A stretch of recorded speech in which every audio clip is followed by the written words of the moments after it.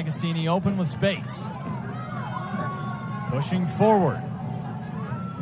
Taps to his left. There's Diaz-Bonilla. Ball into the middle. The header saved by Edwards. Jackson Glenn tried to knock that one in. And there's a perfect look of what we were just talking about. Syracuse using that width, coming from a perfect DiAgostini run, and then sending it to Diaz-Bonilla before putting it back into the midfield and trying to capitalize on a header. Now, it's good to see a guy like Jackson Glenn trying to be aggressive. He's someone that can kind of do it all off the bench where you need him. This is his 7th game of the season. A senior that played minutes like Gavin Wigg did last year in the tournament run. He wasn't a starter, but you saw him here and there. And you think about those header opportunities for Syracuse, too. Something that's really made them score a lot more this year. I mean, 10 of 21 goals this year have been from set pieces, and 8 of those 10 were from headers. DiAgostini's down on the ground. Another yellow card issued in this one. A red card.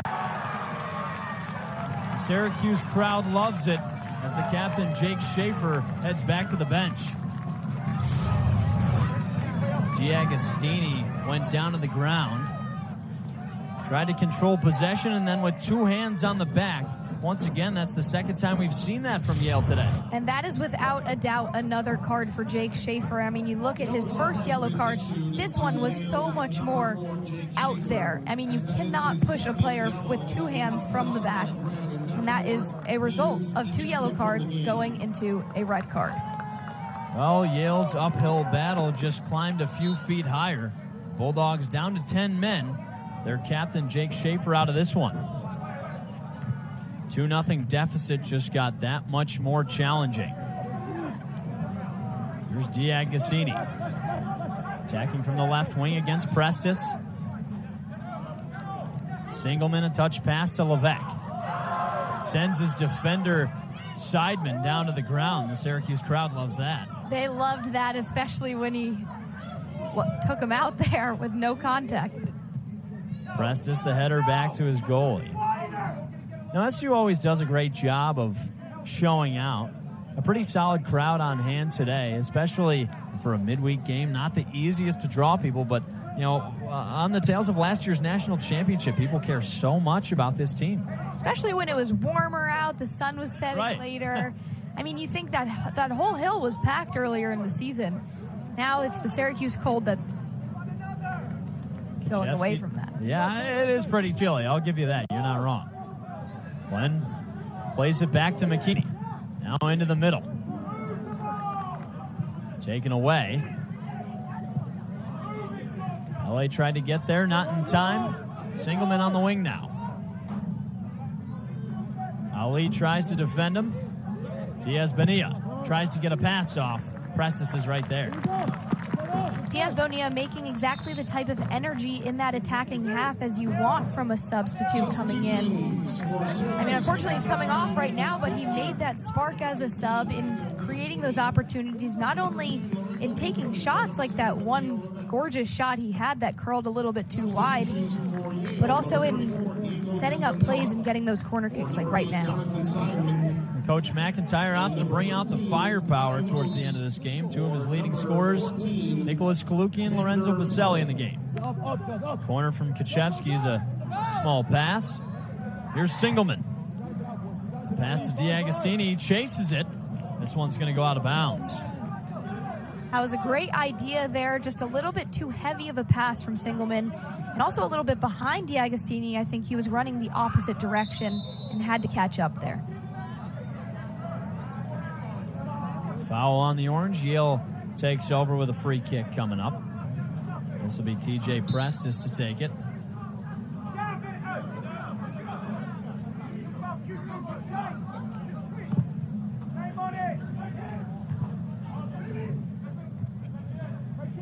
Orson heads it to the left side. Harshy tries to chase it. He's not going to get there. The strike, wide left.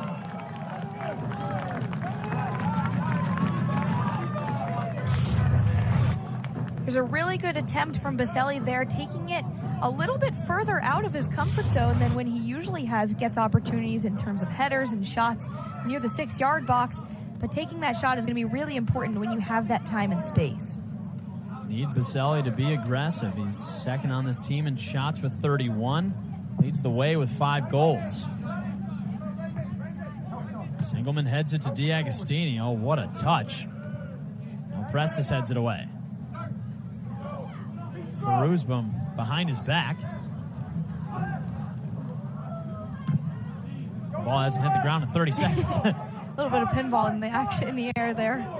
Kuchevsky looks up. He's got great vision and finds his man. Here's Jackson Glenn. One-on-one, he pulls this one back. Pedrogosa on the right wing. Over to McKenna. Back line in the middle. Pass knocked away by Yale. Bulldogs have barely had the ball in the attacking third this half. Prestis tries to push it forward. Oyegunle's right there. They just haven't had those connecting passes to get the ball ahead. And sometimes when you are a team that's just trying to force it forward, you're waiting too much and not hitting feet. Kalukian with the strike, deflected away. You can't give him any time and space. That time the Yale defense did a nice job of closing out. Come on, boys, let's go. You think about this Yale team that's down to 10 men, obviously one less player on the field, doing a decent job so far in defending, but you wonder how long it's going to take for the Syracuse offense to really apply the pressure on 10 people. Corners coming up for SU. The 9th of the day. The Orange lead the country in corners per game with almost 8. Kuchevsky boots it into the middle. McKenna's there. A shot from the right side. Kalukian can't sink it. Kalukian not happy with that one. He knew he skied that a little too much. Here's the corner coming in from Kuchevsky. Getting a touch there from McKenna and sending it out. Good play from Gavin Wigg there to get the trash. Kalukian just not a clean shot there. That was a really impressive pass by Gavin Wigg. Just a nice touch, but Kalukian couldn't get it to go. Syracuse still leads 2-0. Clock ticking down at the end of this one. Yale down to 10 men after the Jake Schaefer red card just a few minutes ago. Jaheim Wickham not too busy today.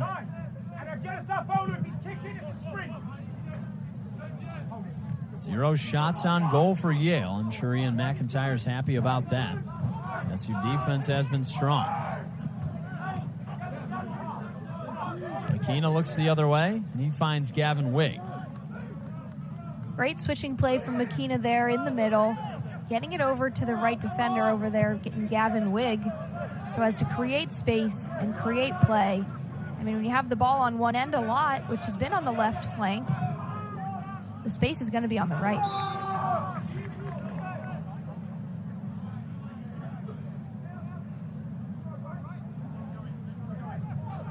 Such a physical matchup today. Free kick coming up for Yale. 17 fouls on the Bulldogs and 10 for the Orange. The yellow cards have just piled up. You got 6 in the field of play and 2 on the coaching staff. Max Rogers has 2 on himself, and Jake Schaefer got 2 as well, leading to a red card. On Sporting, that brings him to the bench. Baselli hustling to throw this one in. He'll dish it off to DiAgostini. Noah Singleman will take it after a chat with his coach.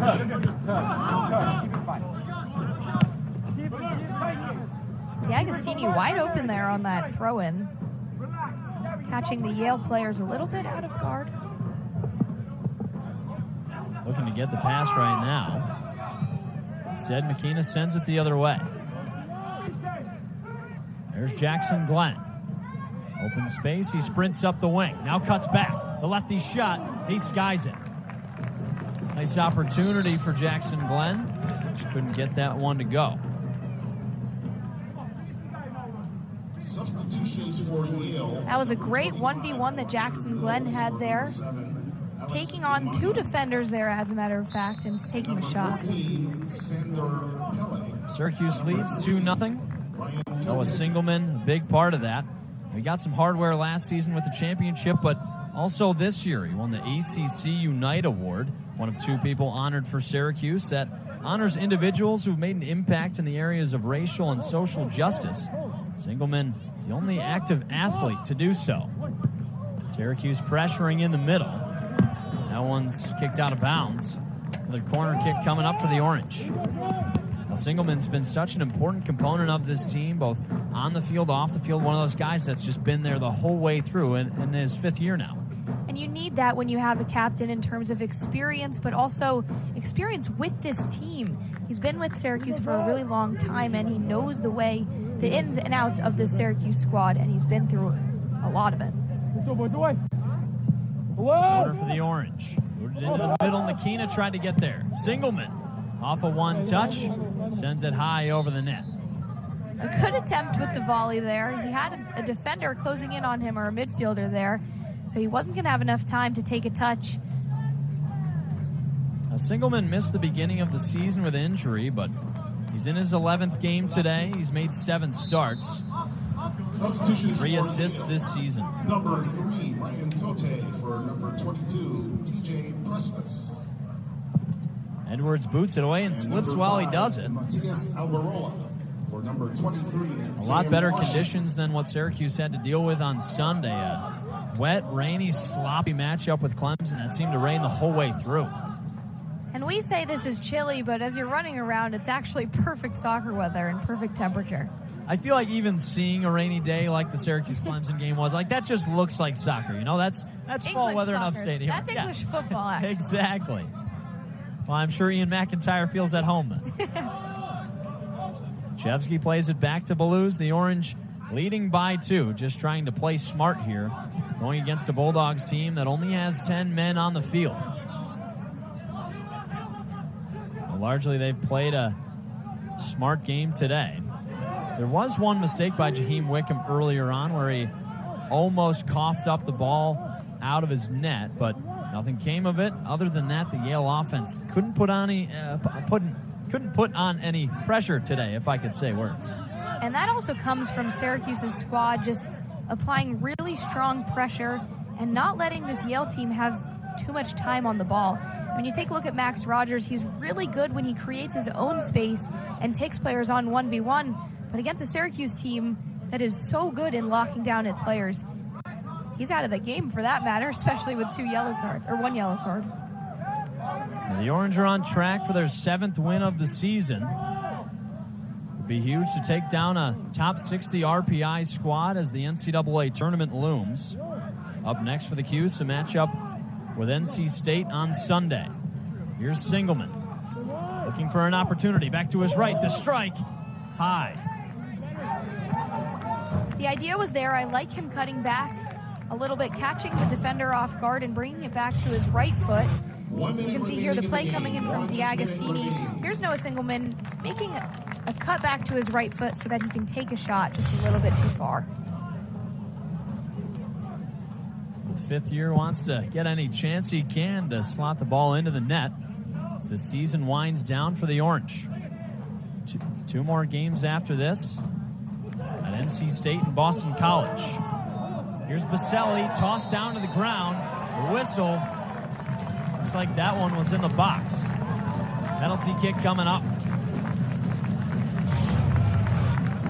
Here's Baselli with the ball into the box, taken down by the defender. That's a clear foul and a clear call for a penalty kick. This is a Yale team that ironically hasn't played very smart today. So many fouls and plenty of yellow cards, and you can add a red card from Jake Schaefer as well as now a penalty kick. And when you're down to 10 men, it gets tiring out there too. Here's Baselli, a few steps back, 1-on-1 with Chris Edwards, the goalkeeper. The shot deflected away. What a nice save. Baselli down on his knees. He's not happy he couldn't slot that one. That was a really good read from Chris Edwards there, going left of the goal. Baselli a little bit too low there, and Chris Edwards was there to save it. Looks like Baselli opened up his hips a little bit, kind of showed he was going to that right side fairly 10, early.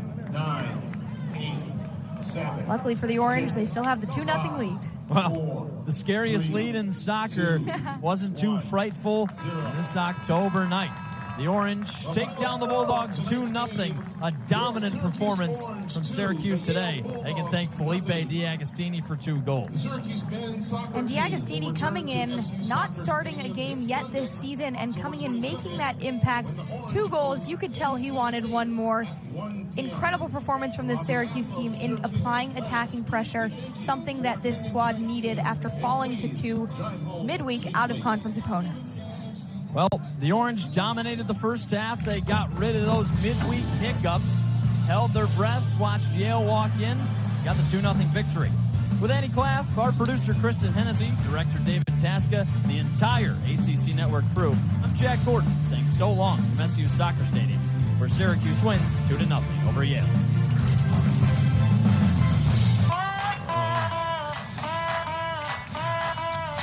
That looks really high. It is high.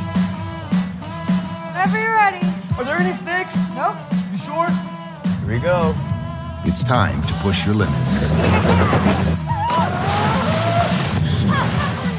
doing great. Whoa, is that a buffalo? Babe, that's a cow.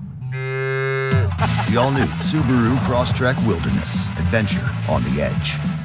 Geico makes car insurance easy. Enjoy your flight. You too. As easy as saying the wrong thing. Me too. Really? What? Dad, why would you say that? Why would you say that? Do I look like I'm going on vacation, sir? It's not how airports work, man. You could? Dad. Are we leaving or? I don't even want to go on vacation anymore. I thought I knew you. She has hairspray that is over the limit. With an app that puts your policy in your pocket, it's easy to Geico. And you're not wearing socks. Get a grip, man. Want to know why no one out Pizza Hut?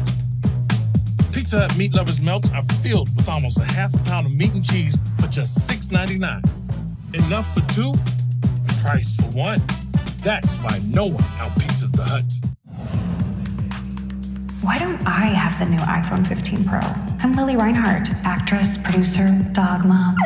You need to walk your little pup to T-Mobile, where new and existing customers can get the iPhone 15 Pro with titanium. I should go to T-Mobile. That's amazing. I think you're amazing. You're amazing. We're amazing. T-Mobile is amazing. Get the new iPhone 15 Pro with titanium on us now and the freedom to upgrade every year. It's amazing. Ziggy boy.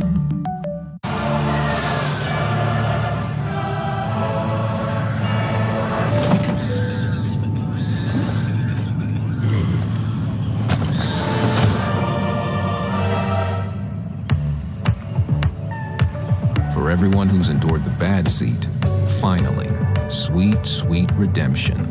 The Lexus TX. Best seat.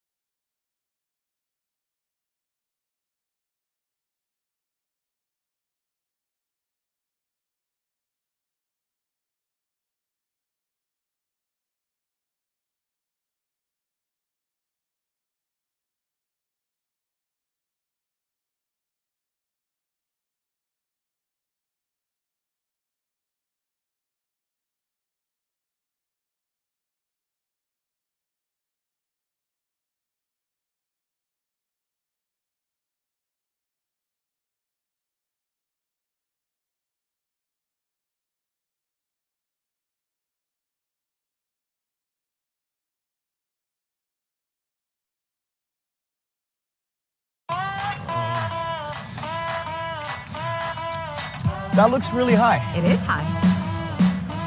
Whenever you're ready. Are there any snakes? Nope. You sure? Here we go. It's time to push your limits. You're doing great. Whoa, is that a buffalo? Babe, that's a cow. The all-new Subaru Crosstrek Wilderness. Adventure on the edge. Liberty Mutual customized my car insurance, and I saved hundreds. With the money I saved, I started a dog walking business. I was a bit nervous at first, but then I figured, it's just walking, right? Oh. No, it's just a bunny! Calm down, Taco. Sit. That just... Stop. Sesame, no. Walter, don't. No, please.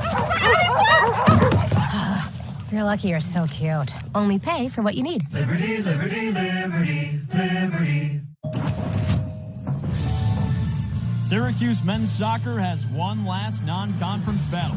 Unfortunately for the Orange, they have a bad case of the midweek hiccups. SU holds its breath as Yale strolls in, looking to get back on track to end the season. Well, Syracuse wants to get back on track to end this season, too. The Orange have the ACC tournament on the horizon. Here's where they stack up against the rest of the conference. Currently third in the Atlantic Division. In the overall standings, they sit at 6th. Hey, everybody. Welcome into SU Soccer Stadium along with Annie Claff. I'm Jack Gordon. Annie, these midweek games have given the Orange lots of trouble so far this season. Yeah, 2 of Syracuse's 3 losses this year have been to out-of-conference and midweek matchups, and that's Cornell and Temple just last week. Syracuse needs to take these with a little bit less of a grain of salt than they have been, and equally amount as ACC matchups. Well, it's been a tough ACC slate. Leading the way has been Giorgio Kuchevsky, a great passer, but Andy, you want to see a different part of his game today. There's no doubt he is exceptional at playmaking. He takes all the corner kicks. He leads with assists with 9, but last year he had more goals than assists, and I think this year he needs to be a little bit less selfless with the ball and be more selfish. He has those opportunities. He creates great passes on the ball, but he also has the opportunity and ability to make those great shots. Well, tasked with stopping Kuchevsky and the rest of the Orange offense, that's T.J. Prestis for Yale. He's second team All-Ivy last year. He's started all of the games this year and started all the games last year.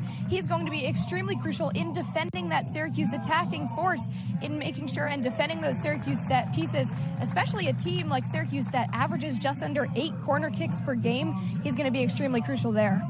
Well, Prestis, Kuchevsky, and the rest of the Orange and Bulldog squads are coming up in just a few minutes. It's Syracuse and Yale right after the break.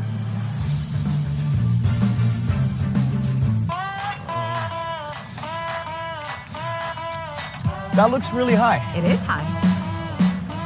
Whenever you're ready. Are there any snakes? Nope. You sure? Here we go. It's time to push your limits. Let's take a look at the Syracuse starting lineup. He's listed as a defender, Annie, but Gabriel McKenna is great both ways. He is a 2-way defender, marking 4 goals this year. 3 of them have been headers. Giorgio Kuchevsky should be looking out for him again, as he always does in the box on corner kicks. And on the other side, Max Rogers. He's been great for the Bulldog offense. He was coined as the orchestrator by head coach Kylie Stannard, but once he's got the ball on his own, he's going to rip a shot. Syracuse will need to not give him any time tonight. Rogers has been incredible this season. Leads the squad with 4 assists. He's also got 2 goals. That's through 12 games of play. Alongside Annie Claff, I'm Jack Gordon at SU Soccer Stadium. We've got 45 minutes on the first half clock, and we're almost ready to go. A huge non-conference midweek matchup for both of these squads. Annie, we just talked about it. That's been a real tough spot for Syracuse. Syracuse has a tendency to play a little bit down to its opponents when it's going up against an underdog. Syracuse should not be able to let this team have as much room as they have in the past. Now, right before kickoff, the players take a knee. We're ready to go here at SU Soccer Stadium. The Orange coming in at 6-3-4, number 22 in the nation. The Bulldogs 6-4-2. SU starts with it and pushes it forward. Last time out, the Orange tied up with Clemson 1-1. That was on Sunday. And on the Yale side, a 3-1 loss against Harvard. This is a Bulldog team, Annie, that looks a lot differently than it did last year. Especially right down the center of the middle. Yale lost a huge chunk of its spine of its team. It's forward, center midfielder, center back, and goalkeeper. All Ivy mentions last year, and they all graduated due to seniors. Yale pushes it forward. On the defensive side for Yale, that's Chris Edwards, starting keeper, senior for the Bulldog squad. He had big shoes to fill coming in for Elian Haddock, one of those seniors that graduated, an all-Ivy team member who went first in the MLS Super, or in the first round of the MLS Super Draft. On the SU back line, you've got Gavin Wigg, Gabriel McKenna, like we talked about, Pablo Pedregosa. No Booster Schoberg to start things off today. Been a little banged up. And Schoberg has been a huge part of Syracuse's ACC matchups and keeping them close lately.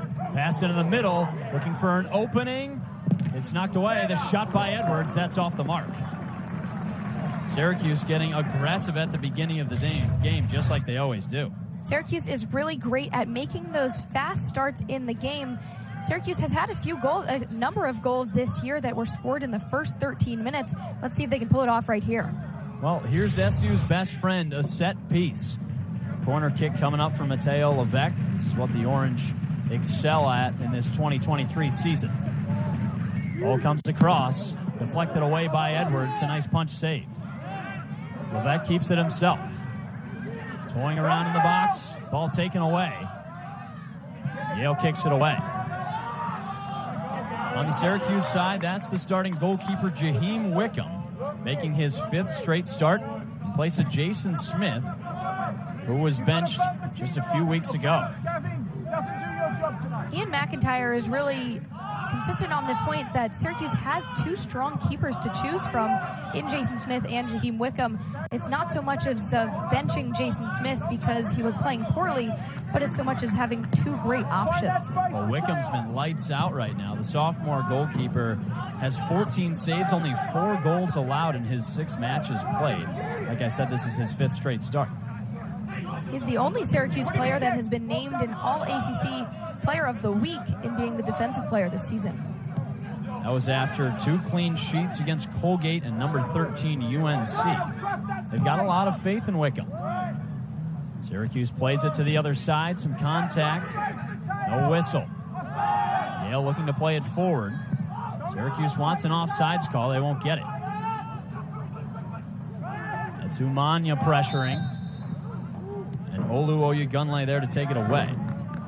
That could have been a dangerous opportunity for Yale there, having that offsides play that was not called, but luckily Oyegunle was there to stop it there.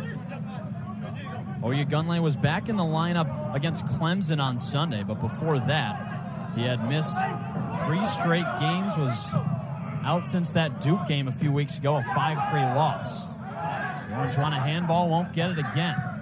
That's 2 early opportunities where the refs have not called big calls. Here's Kaczewski, plays it to Kalukian. There's D'Agostini. Looking for space, Edwards plays it in. Off the header, Edwards is there. Syracuse pressuring in the attacking third really early. And McKenna doing exactly what he's done all year, is crashing that box regardless of being a defensive position, making sure to get those numbers and pressure in that box and get ahead on it. Something SU has done really well this season is get ahead early. Nearly a third of their goals have found the back of the net in the first 13 minutes. That's 6 out of 21. Headers in the middle of the field. Kaczewski fights for it.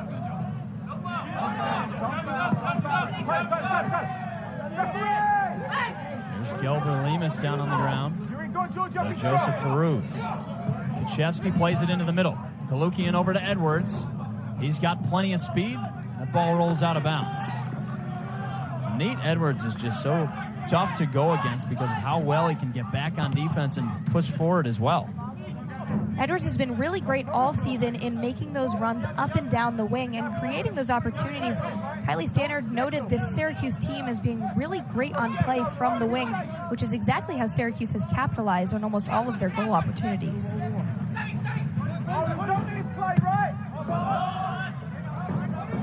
Ball high into the air. Farouz touches it into the middle.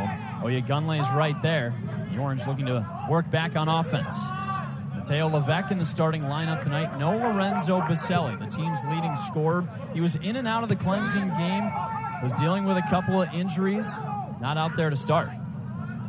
Having Felipe D'Agostini up top is going to be really great, especially when you're pairing him with Kalukian. Having that height difference, Kalukian's obviously a little bit taller, but he'll be good in holding the ball. Edwards plays it into the middle of the header. He sinks it in.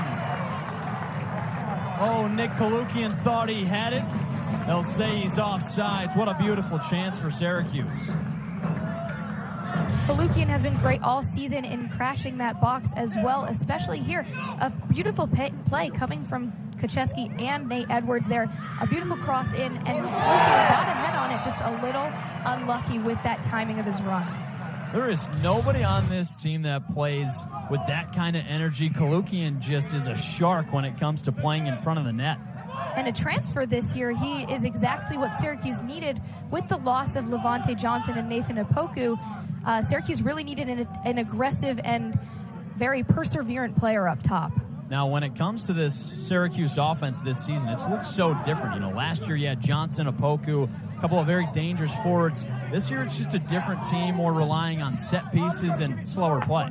And Johnson, Opoku, and Opoku, regardless of their forwards' positions, they actually led the team in assists, which is how Kacheski and other players of the team got those goals. This year it's almost been reliant on Kacheski. Well, Kalukian's on this team thanks to head coach Ian McIntyre, a great recruiter that brought in 14 transfers this season. McIntyre, such a colorful figure. He's always so great to talk to. One of the best coaches in the ACC coming off a national championship season. There's Baluz in the back. Another transfer. He came from Villanova, standing at 6'6". Andy, we talk about set pieces, how well Syracuse does. It's usually because of the height. Especially on those set pieces, you're going to need height coming up there. And that's also why we talked about TJ Prestis on that back line. He's one of the taller players for the Yale squad, checking in at 6 feet. And he's going to need to defend those players like Kalukian and Kochevsky and anyone else that's crashing that box to take that header. Well, Prestis is number 22 in gray. The orange cleats is just on Kalukian.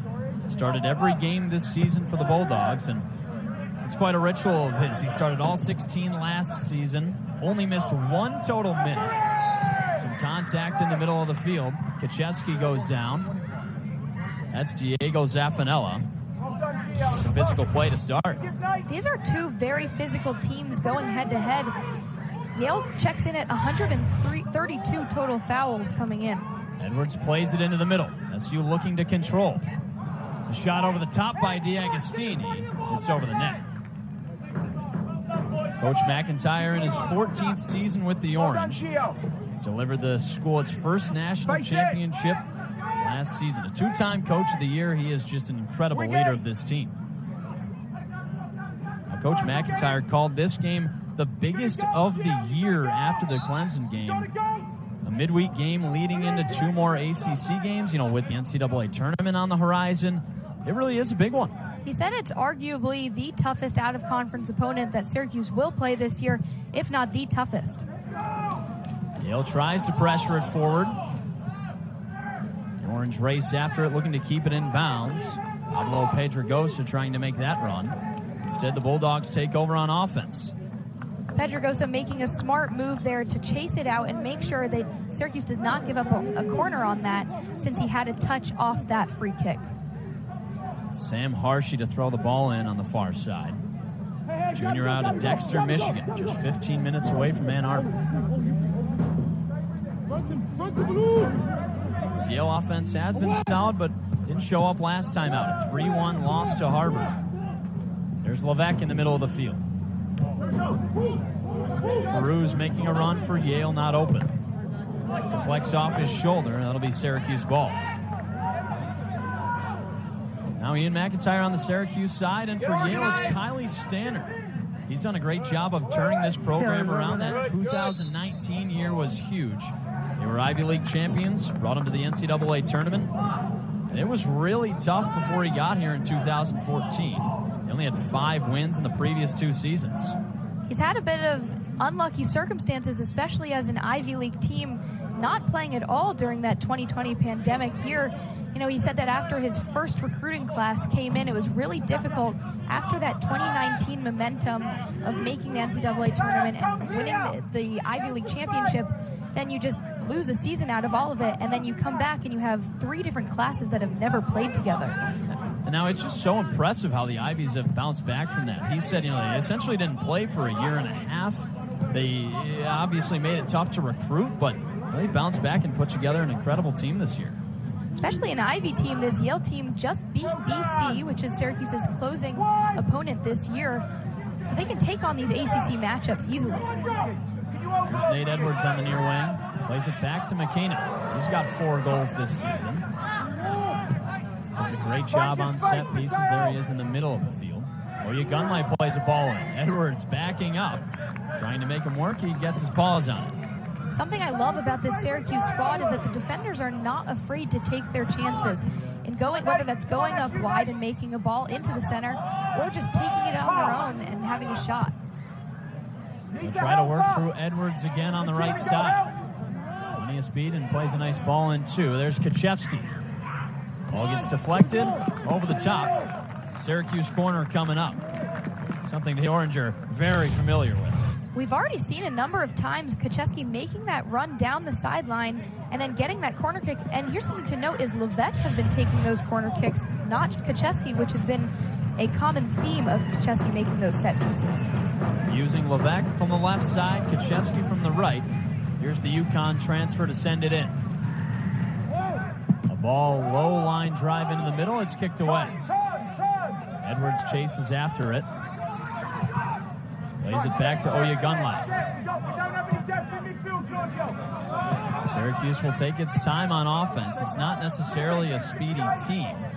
Against the rest of the ACC, they are 7th in scoring average with just over 1.5 a game. Levesque switches fields. No Jonah Leibold on that left side anymore either. Only played 5 games and was injured. So we're seeing a lot of Levesque, a lot of D'Agostini, a couple of transfers making an impact because they have to without Leibold and Baselli as well. That loss of Leibold has been interesting because he was one of those players that brought so much speed and aggression down that sideline for a Syracuse team that did win the national championship. He was a huge piece in making those plays happen. This Joseph Farouz a little banged up. Freshman out of Katy, Texas. He'll jog back into play. It's an SU throw-in coming up on the far side.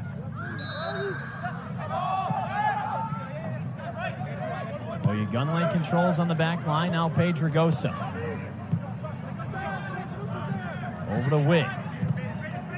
Touch pass from Kaczewski to Edwards. Looking to push it forward. Plays it to Kalukian. Tries to turn around. There's no space. And Jamie Orson, 6'3", 200-pound big body on Kalukian, not making his life easy. That's a really good matchup to keep an eye out for because Kalukian's going to need to pull out all the strings with that height and physical matchup up top. Yale plays it away. Balouz is there to give it back to his keeper, Wickham. Now, one thing Coach McIntyre has talked about with Jaheim Wickham, he's always had the skills in the net, but it's everything else, the passing and the leadership that he's had to work on, and he's done a pretty solid job in his few starts. And when you come from a keeper like Russell Shealy last year, who was all ACC, second team, you know, you have that leadership coming from a grad student transfer. Wickham's been with the program for 2 years now, but as a young keeper, that's definitely a tall task, especially if you're going to make that leadership role. And a good start to his season. The Orange overall, number 22, the United Soccer Coaches poll. Syracuse looking to make that final push before postseason play. Looking to make a push right here on offense. Ball played into the middle. Tries to get a shot off. Ball flies high into the air. That was Giorgio Kaczewski looking to handle it. Now Nate Edwards. Kaczewski plays it to McKenna. Touch passing again. The ball does not stay on Giorgio Kaczewski's foot for very long. He is so quick. And And he is making those runs and playing a lot more attackingly than he usually does, and that he usually has to against conference opponents. Well, McKenna thought he deflected it off Farouz. Instead, Yale takes the throw-in. And Nate Edwards guarded it like it was a throw-in in a basketball game, playing it out of bounds. And then Edwards making that really smart play of sending it back to the keeper to get some time on the ball for Syracuse. Really no mistakes so far for the Orange, trying to keep the pressure on offense. Maintained most of the possession.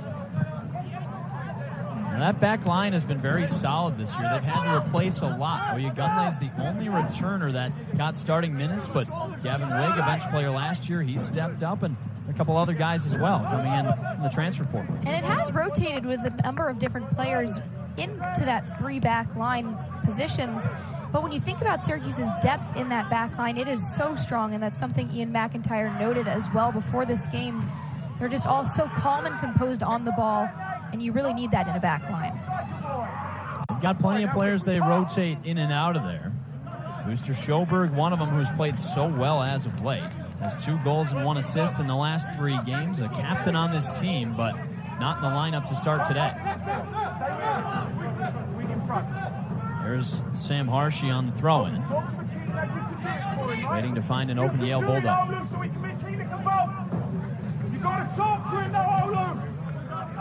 Yale plays it forward. It coasts down that line and stays in bounds. Umanya didn't make a run for it, so Belouz takes it. Plays it over to Wickham. Umanya on the chase. Switching fields. Umanya being left almost alone on those counterattacks there. It's tough to do it as a lone forward when you're making those runs and applying pressure to get the ball back for a Yale squad when no one's following up with you. Levesque gets it taken away. Yale trying to push forward. A foul down on the field. Bulldogs will take it. Zaffanella down on the ground again with more contact. Like you said, Annie, a couple of physical teams, and that's certainly a tough thing to deal with, especially right after you played Clemson on Sunday. It's the end of the season. You want to stay healthy. It really is tough. And when Yale's making those fouls, too, they make them very tactically and making sure to stop the opponent and whoever has the ball's rhythm, and so that they can stop play and stop momentum. Nice tackle on the Yale side. The Bulldogs push it forward. Belouz is there to cut it off. The Orange have maintained a lot of possession. This is really only the second time the Bulldogs have had it in the attacking third. Haven't gotten much momentum on offense. Now, Max Rogers is a man we highlighted before the game. He's got 2 goals and 4 assists on the season. We haven't really seen much of him today. I think that's also because Syracuse is playing him very tightly, because they know that once Rogers gets the ball and makes space for himself, he'll take a shot. Zaffanella plays it up. Prestis tries to get ahead on it. Instead, Syracuse pushes it forward. Kochevsky absorbs the contact. Over to Kalukian. Slides down to the ground. He got tripped up. Kochevsky's shin guard flew out, too, unless that was Kalukian. Got to protect those shins. Not only was that a great call for Syracuse, but a great play from Kochevsky, as always. He just has an incredible vision of the field, and he knows instinctively where his teammates are going to make those runs. Well, Kochevsky will take the set-piece free kick. Now, he leads this team with 9 assists. He's tied for the ACC lead with that 9, but 7 of them are off of set pieces, mostly corner kicks, but he also takes most of the free kicks, too. This is a play where you'll want to see McKenna get in there as well, having scored 3 goals off of headers. There's a lot of height on the field. Guys like McKenna, Pedregosa, Josh Belouz that we mentioned, 6'6". Here's an area where they would love to have Booster Schoberg that's not in the lineup. And not only for that height, but also taking the free kick, having gotten Syracuse's only goal against Clemson on Sunday. He nailed a beautiful one to tie it up right outside of the 18. Now, he's a defender. They might not have expected it, but an experienced player like that, grad student, just slotted it in. Also a player that got drafted in the MLS draft last year, but decided to take 1 more year and play for Syracuse. He's 24 years old, out of Uppsala, Sweden. Not in so far today. Here's Kochevsky backing up like an NFL kicker on a field goal. Sends this one into the box. The header is off the mark. Placed in a nice ball. It stays in bounds. Looks like an offsides call will send it Yale's way. That ball caught a little bit too far behind the players that were making the runs and got a little bit too behind the header.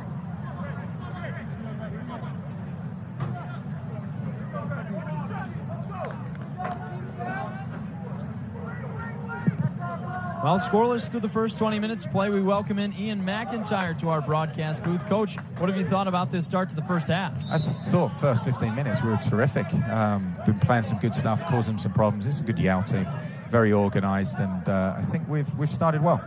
Create some chances, and now it's about us executing. It's still that they're dangerous in transition, dangerous in restarts, long throw-ins, corner kicks, but it's been a good start so far. The shot, he scores! Well, there's your goal, Coach. Felipe D'Agostini does it. Thanks, guys. In the starting lineup today, he puts goal number 1 on the board. That'll make your head coach happy. Certainly, especially when you have that beautiful play coming out from the wide. Here's the play out wide that I'm talking about, and Nate Edwards taking one touch and then sending it into the box, gets a foot on it from another player, and D'Agostini doing exactly what you want, taking that one touch in near the 6-yard box when you don't have much time, and perfectly placed and perfectly paced as well. A nice touch shot from D'Agostini, his second of the season. The Oral Roberts transfer was such an incredible player. 2 seasons there, he scored 11 goals and 10 assists. The 2022 Summit League Offensive Player of the Year. Someone this team really needed. And his first start this season, getting a goal is exactly what you want from a player that's going to make their starting debut.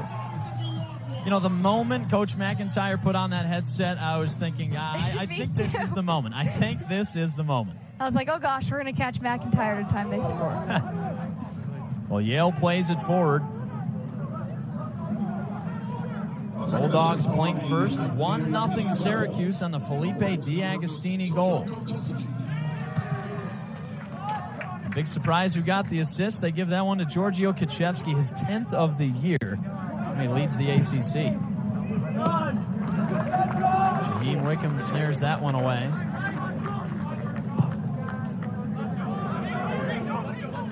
There's Gavin Wigg, making his 9th start of the season. He started the first 4 matches. He missed the Colgate game, North Carolina, as well as the Temple game about a week ago. Edwards tries to play it into the middle and it was out of bounds. Now, Wigg's a guy who played a small role last season.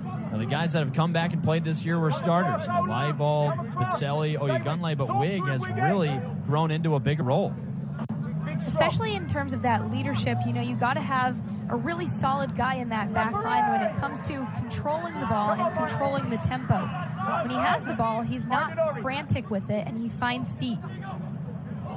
There's D'Agostini again. He's got space. The lefty shot. He sinks it. 2 on the board for Felipe D'Agostini. What an impression to make for your first start of the season. He's played 12 games, but his first start is incredible. Well, that's taking advantage of your opportunities. He finds space, puts it beautifully around his defender, right next to the goalkeeper. What a shot. Taking a few touches there, making sure to drag the defender with him, but making sure to not to wait too long before he gets closed down. It was the perfect timing to take that shot off of those few touches. Well, if you're Lorenzo Baselli in this game, you're saying, uh-oh, am I going to get my spot back? Felipe looks pretty dang good. His lineup is looking pretty good. 2-0 start over Yale. The Orange really needed this one. You know, they tied up with Clemson last time out. That was off the heels of a 2-1 loss to Temple. So to get that early lead, Annie, it just means so much. And you know, especially, you know what they say about the 2-0 lead. It's the most dangerous lead in soccer. So let's see if Syracuse can hold on to it. Well, Nick Kalukian wants to grow that to 3. Plays the ball into the middle. It's wide. Just misses man cutting in. Instead, Pedro Grossa recovers on the outside. Come on, keep us going. This offense has been slow for a little while, Andy, until today. They hadn't scored multiple goals since that 5-3 loss to Duke a few weeks ago. Pretty big to get a spark plug going heading into the important stretch of the season. And it comes with those huge scoring games, that momentum that you follow along with, because when the other team scores, you're going to have all that energy to follow up with it.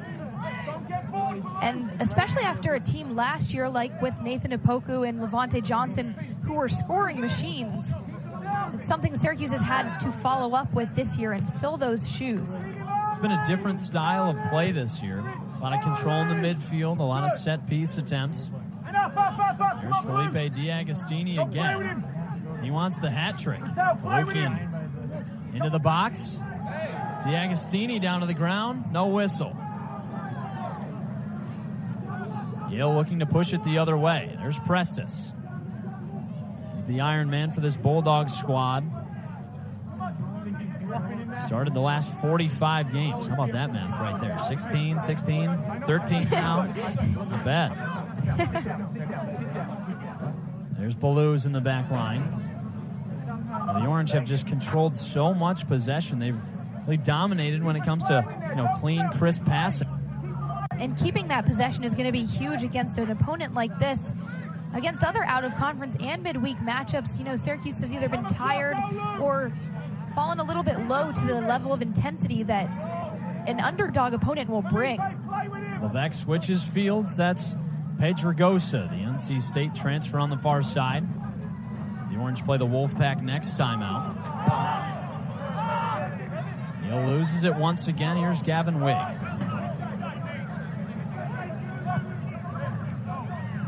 Over to Nate Edwards, looking for space. He's cut off. Max Rogers just sliced him down at the feet. You have to love those pink cleats on Max Rogers right now. Those are spiffy. He'll be spiffier if he gets a goal. His last goal was against Dartmouth around a week ago. That was on October 7th. He's got 2 this year.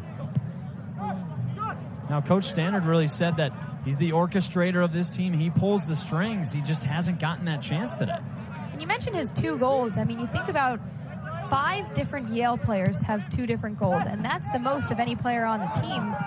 And we talked to Stannard about this, on how there's many different players that have goals, but not one player that has more than enough. Kuchevsky plays it in, deflected away, a nice tackle. Nick Kalukian trying to make a run there. Prestis was in his way. Kuchevsky being crucial tonight in making those plays out from the wide. And right on the edge of that 18-yard box, he played it on the ground there, which is really important sometimes when you need to have that player like Kalukian get a foot on it, which he's really great at doing. It really was a clutch stop by Prestis. Here's the ball from Levesque. Plays it to Kuchevsky now right back to him. Levesque pops it into the air. Edwards punches it away. SU keeps it in. D'Agostini plays it back. Oyegunle controls. Now Edwards. Smart play there for Syracuse to just play it back to Oyegunle. When D'Agostini knows he's not going to just force it forward, just keep the ball and hold on to it and play it back. They haven't taken a ton of risks today. Just good, short, clean passing. It's led to 2 goals so far. And I think that's what's different about tonight's game for Syracuse is the past few games, especially against Temple, they were forcing it too much, trying to go forward more than when you just can sometimes play the simple pass back and play it backward and keep it. See what Edwards decides to do. Looking for space, gives it to Kuchevsky. Plays it back to his left. Such a smart passer. ACC's leader in assists. Ball plays in. Nobody home. And Syracuse loves to play wide. They love to stretch out and have guys like Kuchevsky or Edwards play those balls into the middle. That's something that Coach Stannard really keyed in on, and that's what they want to stop today. And a player we haven't seen yet from the Syracuse bench is Michael Susky, who's also great in getting those plays and those balls out from the wide with speed and aggression and then sending it in. Umana checks out. Mills comes in. Sophomore forward Alex Umana didn't look happy on the sideline. Not all is going well for Yale so far. The Bulldog offense hasn't had much of an opportunity.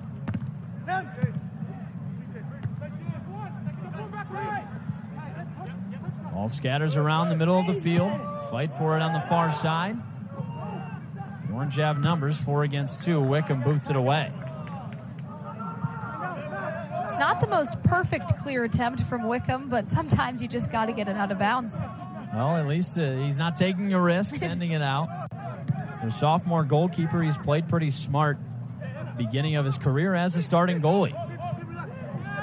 There goes D'Agostini. He's got space. Such a speedy player. Now, the Orange don't necessarily have a fast team. The foul on the far side, but a couple of guys like D'Agostini, guys that come off the bench, Daniel Diaz-Bonilla, just that can bring that spark plug. Especially when you have a sub coming in, you're going to want that sub to make a difference on the field. That's exactly what a substitute is supposed to do, is when you have players getting too tired, you need someone to make that spark. D'Agostini, instead of subbing, he's making the start here and doing just the same. Bulldogs looking to make something happen on offense. A risky play, Wickham pounces on it. Now, Annie, I know you mentioned earlier that you'd like to see a guy like Diaz-Bonilla check into this game. Is there something you've seen from him that you think would help out today? You did mention his speed and aggression, which is exactly what I like from him out on that wing. But also I want to see him get in today just because of his Ivy League familiarity. I also see Lorenzo Baselli on the bench just tossed his jersey on. And every player wears their warm-up jacket. He took it off and then threw that number 10 and orange and blue stripes on. Yale looking to pressure. Instead, Pedregosa's got it on the far side. Kalukian over to Edwards. Speedy winger looking to make a move. One-on-one. Cuts to his left. Sends it into Kalukian, too high. Out of bounds on Yale. The Orange set to retain. And that ball came from Kalukian in the middle, holding on to it and seeing Nate Edwards on the wide open and sending it back out to him. So using that width for Syracuse is something so key to their playing style. Now, Jamie Orson, the one covering Kalukian a lot of this game. That's a scary look. He's got that mask on. I mean, he looks like LeBron in the playoffs, Kobe. I mean, that mask is tough to go against as an offensive player. You know, Son for Tottenham in the Premier League had that mask for a while. Well, Orson's done a nice job this season. He started all but one game, but Yale defense has struggled so far. 2 goals given up, both from Felipe D'Agostini. Scoring his second and third goals of the season in the lineup in place of Lorenzo Baselli. Here come the Bulldogs. A lefty snipe. That's wide left. Now, Wickham wasn't close to that one. That was Jake Schaefer, the captain defender, looking to take that shot. Jake Schaefer is one of those players that Coach Stannard marked for Yale to be those leaders and fill in that whole missing spine of those seniors that left last year. But we just mentioned that he didn't start, so right on cue, Lorenzo Baselli checks into the game. He fills in for another senior, Giorgio Kuchevsky. Baselli, the team's leading scorer, was in and out of the Clemson game, banged up with a couple of injuries. Looks like you'll see him in limited time today. Now, Baselli hasn't scored since the Pitt game in September, so coming in here with D'Agostini starting the game, he's going to need to make a difference out on that field and change the trajectory of what he's been doing on offense. Now you bring Kuchevsky out a midfielder and bring in Baselli, who's played up top. Now, do you think they'll opt to keep Baselli up front or rather move somebody back? You know, I think he's going to play a really strong position here as attacking midfielder because we saw Kuchevsky playing very high in that midfielder role. And I think Baselli will stay in that for at least until Kalukian or D'Agostini gets subbed off. He's done a phenomenal job this season. 2-0 Syracuse leads. Yale looking to change that. Here's Balluz. He stops the Bulldog run. Now, Annie, you mentioned 2-0 is the worst lead to have. Yale has put a little bit of pressure on these past few minutes, playing with a lot of energy. I do still think that they have some more, especially coming from Max Rogers there. I think he's giving Syracuse defense a little bit too much time to have the ball, and he needs to make that push there and apply pressure, but smartly so as not to just dive for the ball. Rogers is a smart player. I mean, the way that Coach Stannard said it is that he's essentially the orchestrator of this team. He decides where he wants the ball to go, and he could be a guy that scores a lot similarly to Giorgio Krzyzewski, but loves to help his teammates out. He leads the team in assists. Referee! Come on, Mitch, come on!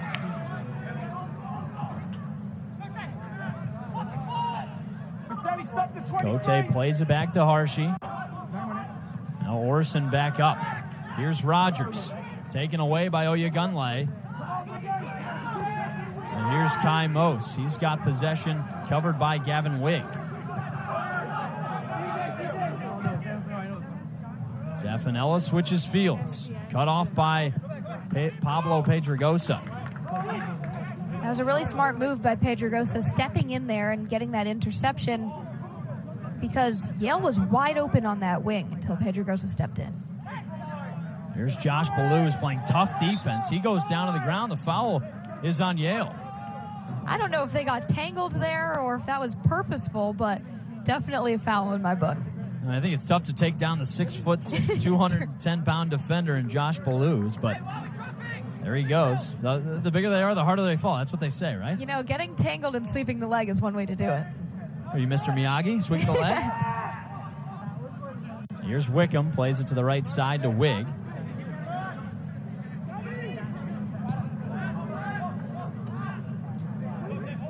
A few Syracuse offensive players getting ready on the sideline. Daniel Diaz-Bonilla giving out high fives and walking towards half field. Yale pushes along the far side. D'Agostini pops it into the middle. There's Levac looking for an opening. It's not there. Ryan Cote with a big white cast on his left hand. Playing with that club like you see some NFL defensive ends using. Wigg with the header. Here's Rogers, contested by McKenna down to the ground. McKenna's not happy, but that was a lot of contact. That was also a lot of up-in-the-air action there, going headers back and forth. Neither team really just bringing it down to trap the ball and hold on to it. Instead, just trying to get it out of the air. Rogers to take the kick. 5'10" junior midfielder out of Sydney, Australia. He was born and grew up in England from 2001 to 2008, but moved over to Australia. He plays it into the middle. They'll take their time with this possession. That's Schaefer in the middle, right back to Rogers, and Kalukian cuts it off. What a smart play by the forward. And you know, Coach Stannard said about Max Rogers that all good scoring things start from Max Rogers, but when you have a great player like Kalukian coming in and stepping in there, that's going to change. A couple of subs for the Orange. Noah Singleman comes in. The defender heads to the middle of the field, and Mateo Levac walks off. There's a few more on the sideline. Syracuse waiting to check in. We'll have to take a few more moments. Harshey throws this one into Rogers. Looking for some control. He's got two men on him. Wigg pressures, plays it in the middle. Wickham's there. It was a great play by Wickham coming off his line and making that dive to stop the ball, because Yale players are ready to crash that play.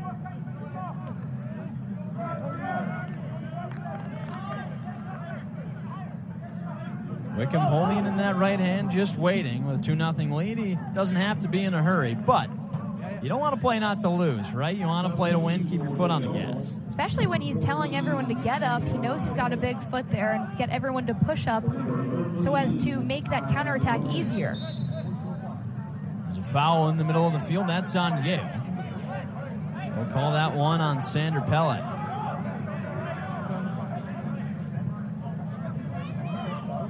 The Orange play it back, and they play it slow. Now, it might not always be the most entertaining to knock the ball around in the back line, but it definitely helps them because they can take their time in switching the field and then get that disadvantage. They kind of love to play deliberately like that. It also shows the strength of this Syracuse team to be able to trust their back line in playing it around and keeping the ball and passing. Syracuse pressuring now. On the left side, ball knocked away. Agostini, the man with 2 goals on the board. He's set up to take the corner. Kachevsky not in right now. He was subbed out for Baselli, so they'll use D'Agostini on the corner from the right side. Now, I think he'd rather be in the middle scoring the goals. That's for sure. Get that hat trick tonight. But there's a few subs coming in on this corner kick. In Jackson Glenn, Michael Susky, and Daniel Diaz-Bonilla. Diaz-Bonilla here has some familiarity against this Yale team, coming as a transfer from Princeton. You know, in the last 2 years, he's scored against Yale and had an assist against Yale. So, something to watch out for this Bulldogs squad. Plenty of experience in Ivy League play, like you mentioned. He had a goal against this Bulldogs squad last season. It's one of those guys that provides a spark plug. He'll await the corner kick. D'Agostini jogs off. The job well done from his coaches. A low kick knocked away. Poor attempt from the Orange. Here's Michael Susky. Susky's a transfer from Boston College, one of Syracuse's 2 remaining opponents. The Orange will play it back, nice and deliberate once again. Singleman with a touch pass. Coach McIntyre doing a nice job of using his depth today. Already have that 2-0 lead, and in the stretch run, got to make sure everybody's healthy. Especially when you're coming off of a game against Clemson, have another ACC matchup this weekend. You know, this is something McIntyre talked to us about, is the strength of this schedule and where these kind of foes or these losses against these out-of-conference foes have come from, because you're coming off of games like Duke and Clemson and UNC. But is that really an excuse when you lose those out-of-conference opponents? Such a tough schedule for Syracuse after foul goes Lorenzo Baselli's way.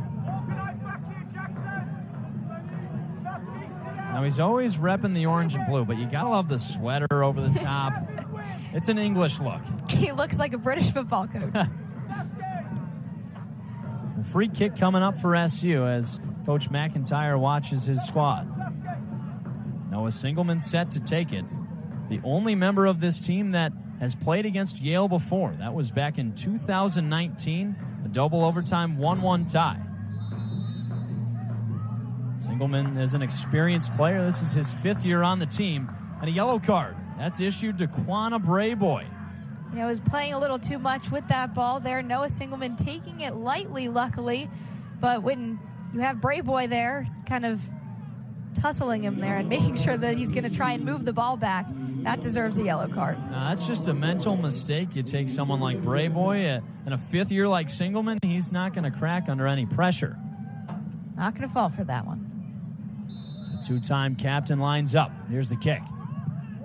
Pops it high into the air. The header knocked away. Diaz-Bonilla tries to get a foot on it. Can't secure it. Ball knocked around on the far side. Pedregosa looks to control in the corner. Play it back in.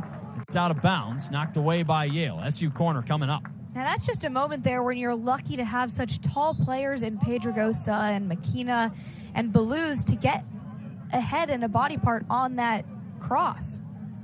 A lot of subs so far. Here's the only freshman on the team. Ezra Widman checks in for Pablo Pedregosa. Go ahead, Ed. He saw the field against Duke, a really intense matchup. That also goes to show the depth of this team. Ball knocked in the middle. SU looking to score. Already up 2. No open shot. Orange looking to fight back. Susky's in the mix. And it's knocked away. Yale does a nice job of taking away that opportunity. Nice move by Prestis. Tries to keep it away, but McKenna's right there. Down to the ground, that's a foul. Orange set up for a free kick. Rogers isn't happy about it, and neither is Jake Schaefer, the captain of this Yale squad. Been a physical one so far. Bulldogs with twice as many fouls, and another yellow card issued.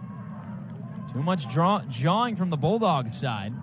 Jake Schaefer, you take a senior captain that's making a mental error like that and getting a card. You take a look at this physical matchup here with Yale coming in totaling 132 fouls, Syracuse totaling 141 for the season. Ball plays in. It's headed away.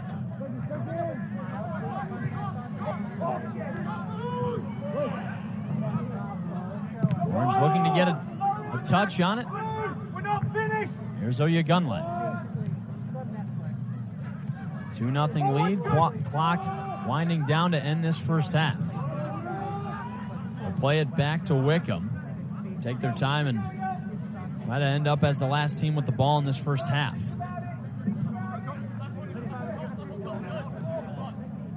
Making that good reset is something Syracuse is going to keep doing throughout tonight. If they maintain this lead and maintain that attacking pressure, in keeping the ball is going to be really important and holding it on that back line before setting it forward. They've had plenty of possession. Nice pass from Baselli to Jackson Glenn. It's cut off by Orson. That masked man now knocks out of bounds. Quick throw in from Baselli. There's Diaz Benia. Plays it into the middle. Singleman with a shot. It's deflected. There's Susky looking to find space. Ball out of bounds. There's another Syracuse corner. Sounding like a broken record, but that's what this team does best. They lead the entire ACC in corner kicks. This is so typical for Syracuse in making sure to apply that attacking pressure. Susky getting the ball. He has Singleman open there for another shot. He's going to take it on his own and crash that baseline. Corner's headed away. Oyagunle keeps it and plays it back up front. Ball played to the far side. It's out of bounds. Yale takes over.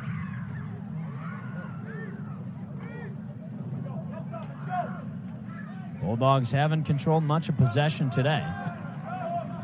Chris Edwards, goalkeeper, has faced a lot of pressure. Already allowed 2 goals so far, both of them from Felipe D'Agostini.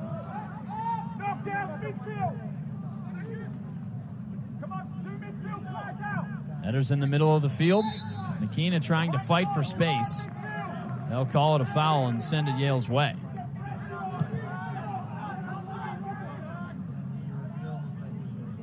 Max Rogers set to take it. Junior Midi held without much of an opportunity today. Syracuse D has been suffocating, not allowing any pressure. Fakes the first attempt.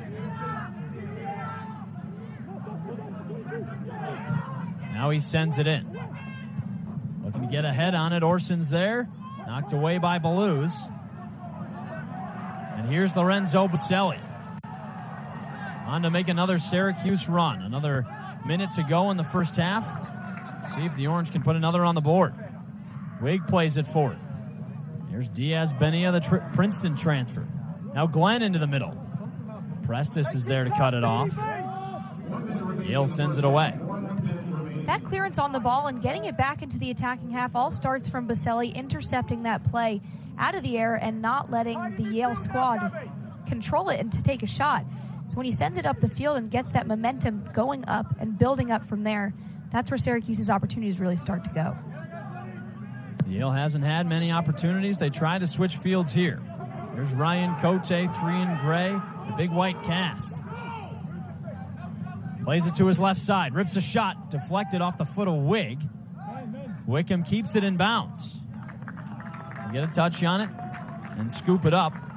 Try to drain out this clock to end the first half. Smart decision.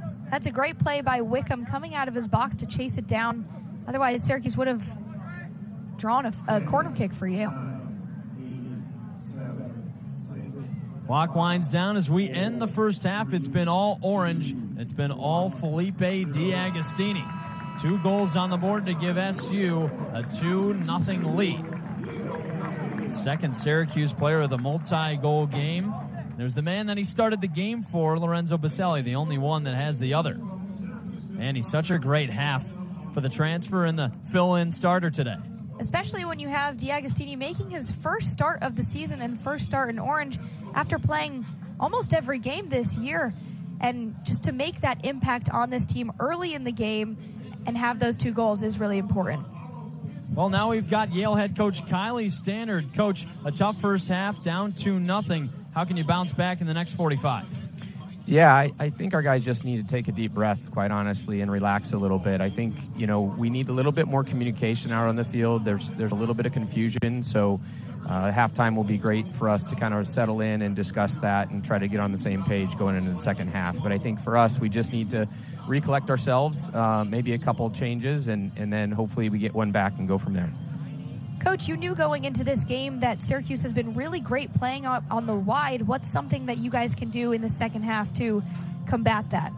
Yeah, I mean, they lead the country in corner kicks, and we knew we were going to have to deal with a lot of wide stuff. I think we have a little bit of hesitation to get out there, and we're getting caught a little bit in no man's land at times, and I think we just need to solve that with a little bit better positioning, a little bit better anticipation, and a lot better communication. Well, thanks, Coach. Thank you. 2-0 lead for Syracuse. It'll be a tall task for Yale to stop this SU offense. Felipe D'Agostini, 2 goals on the board. We'll be right back for second half action coming up.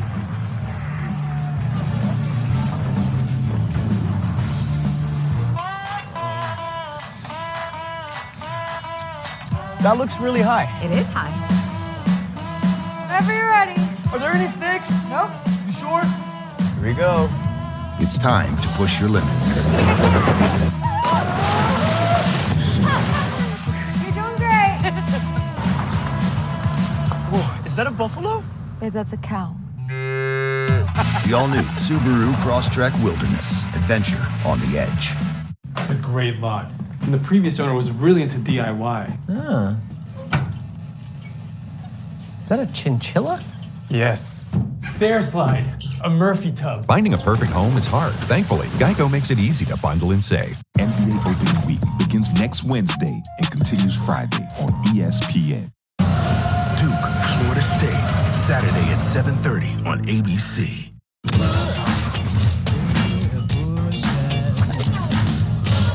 5 minutes down, 45 more to go. It's Syracuse and Yale at the half on ACC Network Extra.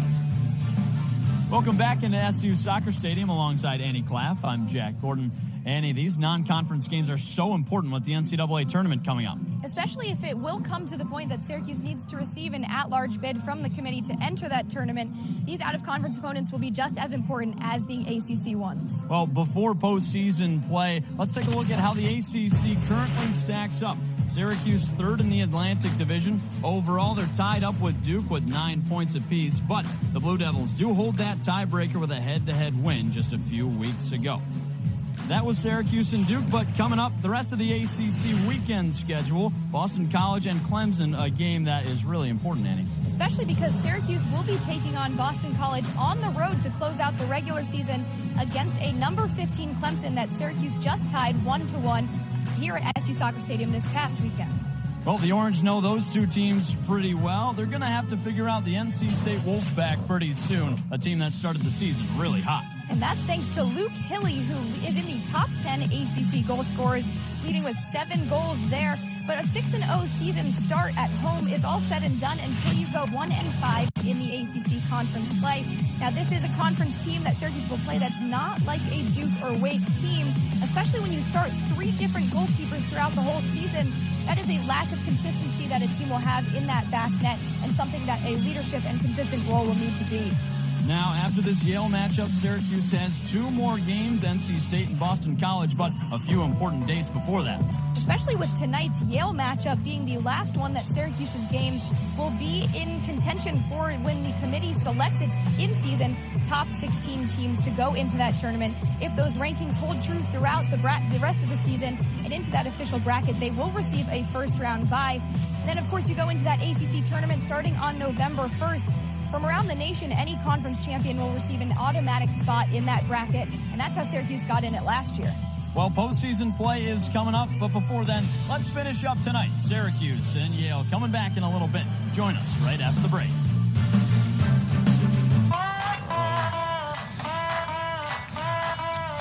That looks really high. It is high. Whenever you're ready. Are there any sticks? Nope. You sure? Here we go. It's time to push your limits.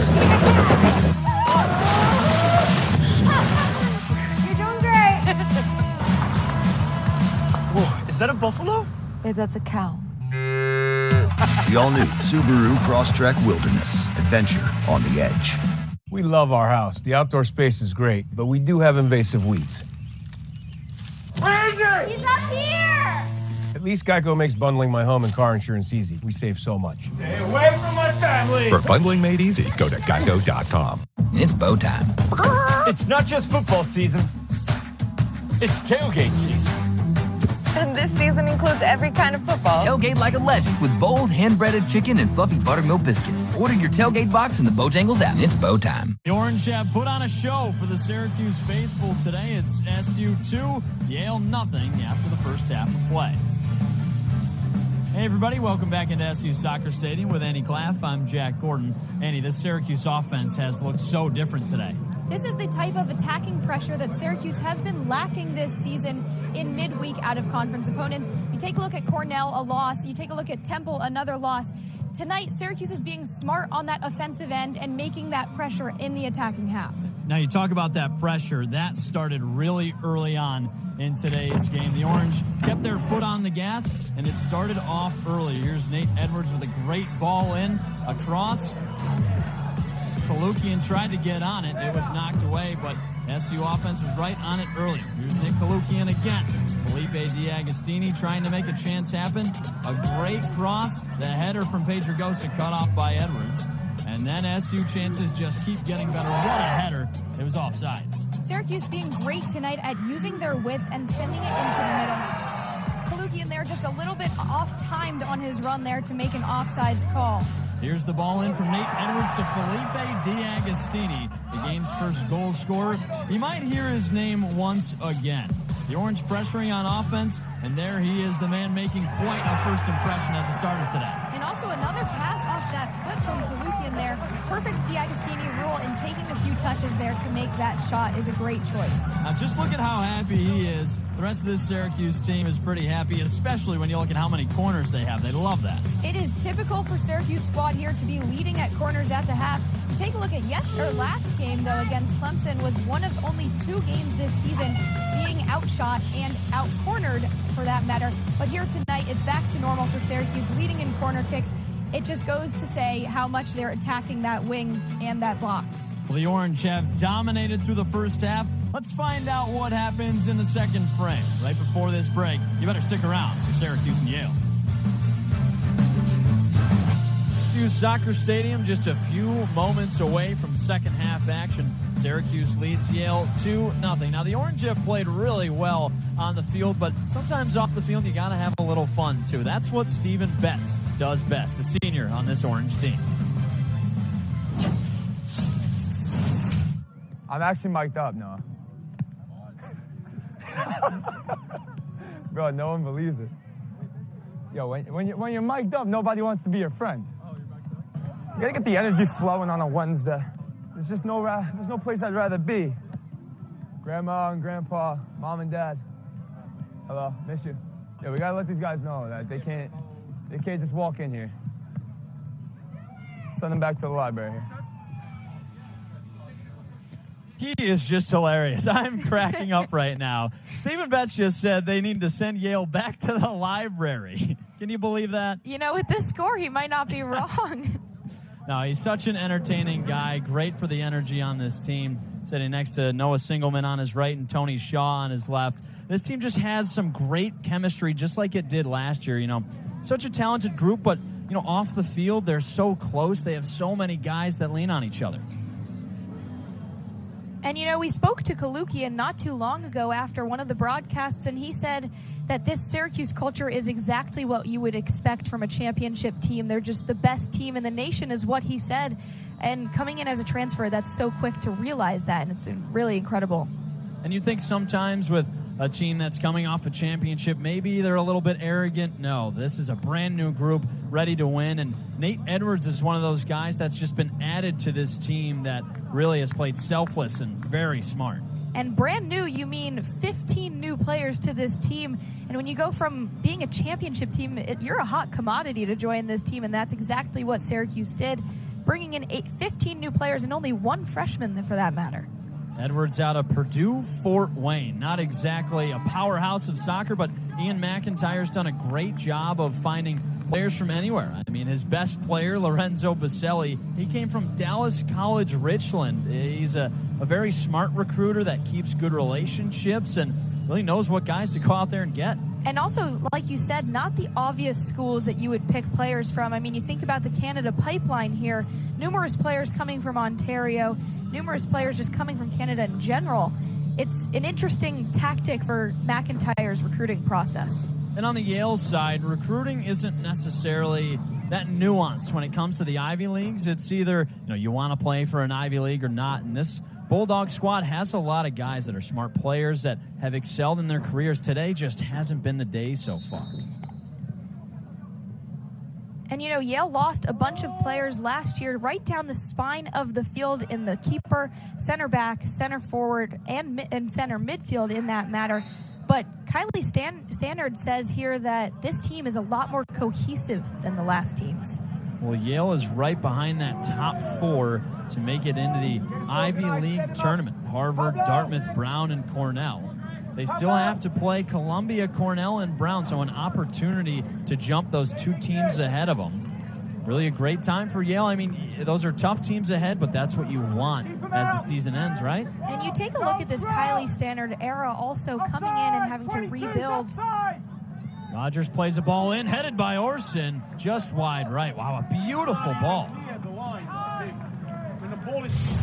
Orson there, one of the leaders on this team and being a returner for that matter. Beautiful ball in from Max Rogers, doing exactly what he does in that playmaking capability. Orson just not there perfectly with that perfect header. Well, the masked man out of Atlanta, Georgia, Jamie Orson, not happy with that play. He did have an open shot that could have cut the Syracuse lead in half. Instead, the Orange up 2-0 thanks to a pair of Felipe D'Agostini goals in the first half. And you take a look at that, leading at halftime is really important for the Syracuse squad. You look at these records when Syracuse is trailing at halftime, they're 0-2-1 for that matter. So if Syracuse were down at this moment, this would be a very different story for this Orange team. The defense has been so good through the first half of play these last few games. You look at the last 4 games for Syracuse, they've only allowed 5 shots in those first halves. It's really just been a tough, suffocating defense. And we talked about this in the first half, but that comes from such a strong depth in this Syracuse back line. Playing 3 of them, but rotating them frequently in who's starting those 3 spots. And Syracuse defense is really just important here. Bose played it forward to Rogers, couldn't find an opening. Lukian with a header. Jonathan Seidman in the middle of the field. Plays this ball to the right side, he plays it forward. Stepped on by Edwards. That's Ryder Mills. He subbed in the first half. That'll give Yale a free kick. And McIntyre there even yelling at his team to go forward. He's getting a little tired of them playing it back to reset, playing it safe. But he wants the ball's getting up to Kalukin and him to go on his horse to run. Ball played into the middle of the shot, just over the top. TJ Prentice thought he had it. Just put his foot on it, went too high. And that's Prestis, the only goal scorer against an ACC opponent this year, scoring a PK against BC earlier. Making that pressure and that timed run into the box is really crucial for a defender, something Syracuse has been doing recently as well. Here's Rogers taking Yale's first corner of the night. Whistle on the field before that can happen.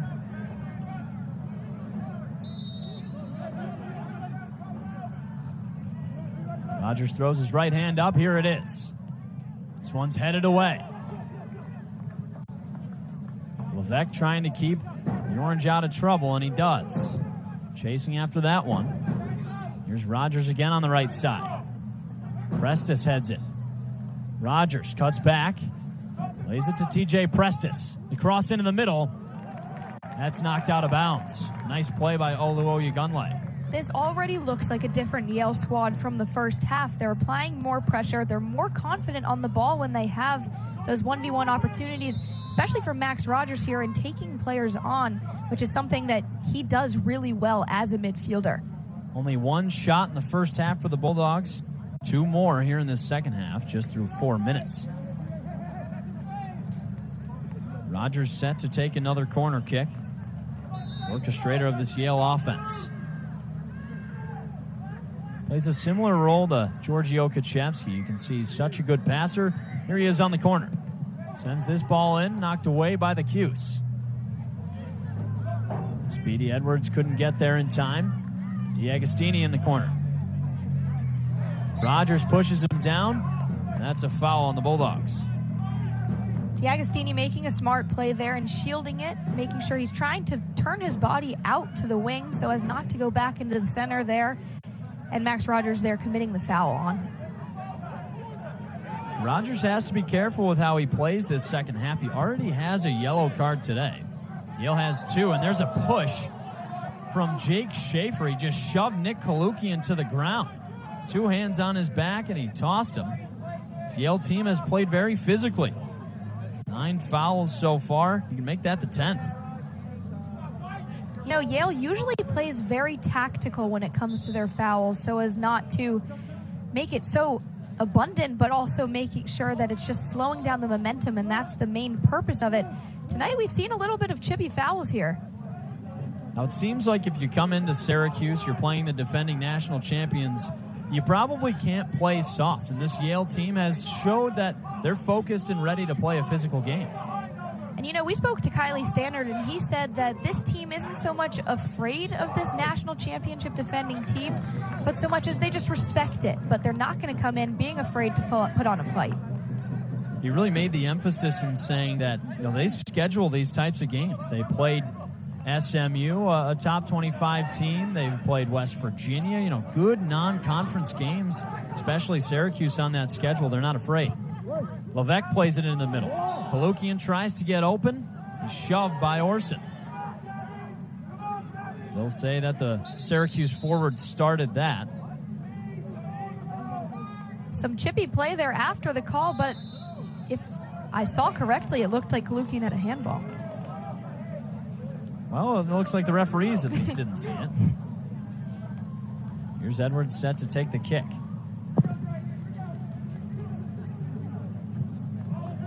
Off the head of Kaczewski. Orson tries to get it for Yale. DiAgostini and Orson go at it. Syracuse keeps it.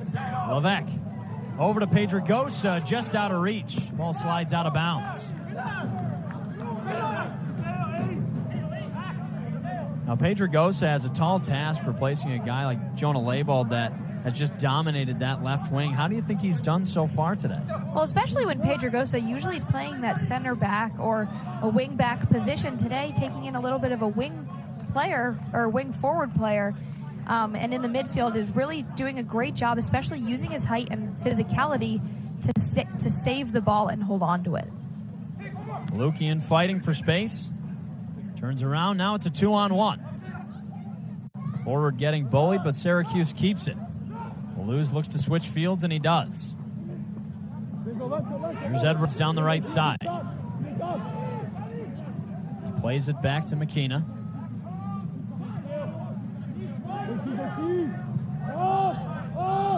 Syracuse has added so many of these, defender, midfielder hybrids that have done such a nice job on offense. You look at guys like Pedregosa, Edwards, McKenna, that all play a similar role. And that's where that strength and depth comes from as well, because you have, and versatility for that matter, because you have all these players rotating in and out and being able to play and take on many different positions and being really good at it for that matter.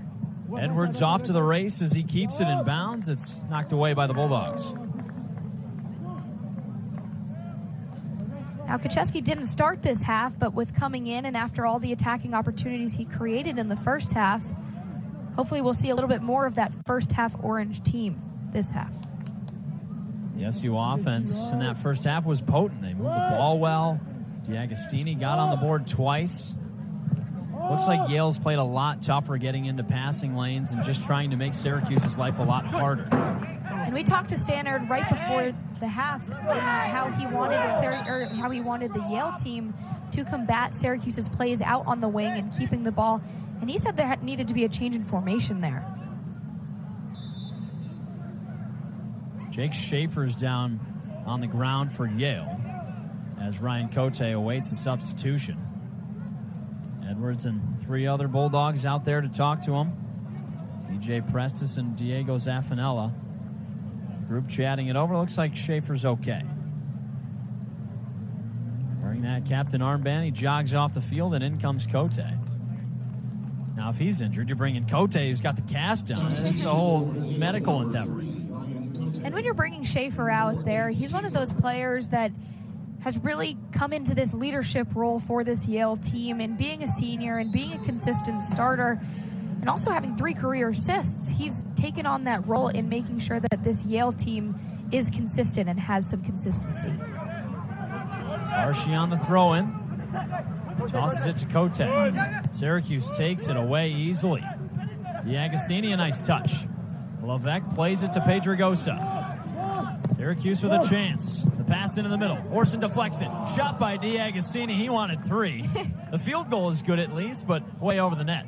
He did have a little bit of time there to take a touch, and it starts from this ball out from Pedregosa, getting it into the middle. And that's another thing this Syracuse squad just does so incredibly well, is put it into the middle. DiAgostini probably had a little bit of time to take a touch, and he leaned a little too far back on that shot, which is why it went over the net. Now, you got to love how aggressive he is today. Sometimes if you thrust someone into a starting lineup, they might be a little weary about filling the shoes of someone like Lorenzo Baselli, but DiAgostini hasn't worried about that at all.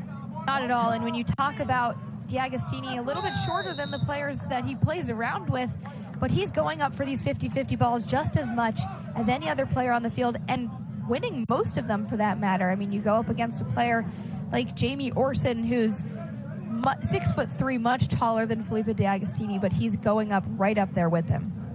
You know, the short kings aren't too bad for the Syracuse squad. DiAgostini, Jonah Leibold when he plays. I mean, they're not necessarily a big team. They have some tall guys like Baluz, Pedregosa, McKenna, but other than that, usually smaller. Ball into the middle, deflected away by Prestis. This is the nice thing about soccer. Here's McKenna playing it into Pedregosa. That's knocked away. Most chases it down. You know, you either have 6'6" guys like Josh Baluz or 5'7" Felipe DiAgostini. Anyone can play, right? I mean, one of the best players in the world, Lionel Messi, he's very small too. That's for sure.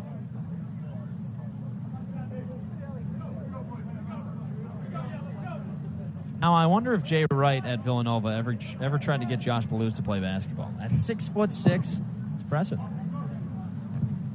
I think he should stick to soccer at this point on. He's pretty dang good at it, that's for sure. So is TJ Prestis. Starts every game for this Yale team. Coach McIntyre telling his team to push it forward, and they will. Kalukian on the ground. They want the foul call. Coach McIntyre just throws his hands into the air, not happy. Wanted it to keep going. Instead, they'll get a free kick, and Mateo Levesque is right there to take it. In that first frame, Syracuse defense and midfielders playing it back to the defensive line a lot so as to hold the ball and almost just keep possession and run out this Yale squad, make them tired. Ian McIntyre wants them to go forward. Kalukian almost had a chance there, but a nice play by Prestis to get it back to his keeper. Rogers trying to play it forward. Mills tries to chase after it, but no dice. Syracuse can take its time and work back into another offensive possession.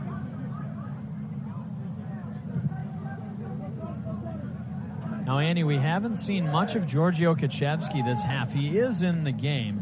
See him in number 8 in the black gloves, but not a big connector so far. In the first half, he was really apparent in making those runs down the wing and also sending them back into the center of the field. In this half, not so much, but I think it's coming still. I do still want to see him, instead of making those passes back into the center of the field, I want to see him take those chances. I mean, when he has the ball on that wing, he can make a cut and then take one quick shot off of it, too. He's got 1 goal this season. Pairs that with 9 assists. That leads the squad, but you're right, Annie. I mean, you take a look at Kaczewski last season. In 22 games, he had 5 goals and 4 assists. He can definitely work both ways. In comes Lorenzo Baselli. Out goes Felipe DiAgostini. I'm sure he's proud of the way that he filled in for his starting duties today with 2 goals. I think he was looking for one more. I'm sure if he comes back in, he certainly will again. aggressive young player. Levesque plays it back to Oyegunle. There's Baselli in the middle. He loses it. Zaffanella plays it forward, but most can't hold on.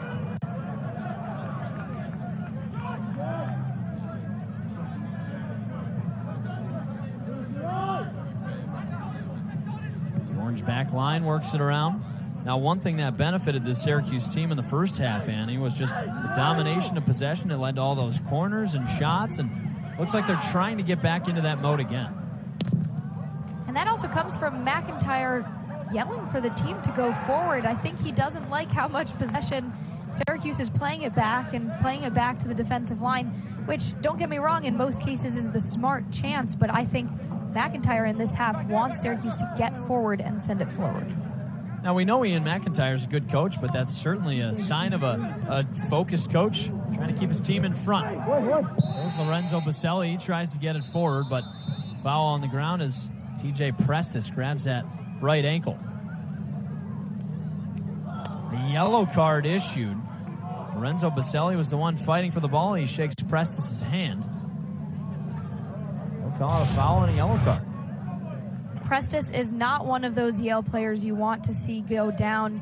He seems okay right now, but after that foul, an injury like that, it could be very risky for this Yale team and such an influential player in TJ Prestis. Not a ton of contact on that play, but nevertheless, it's the third yellow card on the day. Yale has two, Quanah Brayboy and Max Rogers. For Syracuse now, Lorenzo Baselli.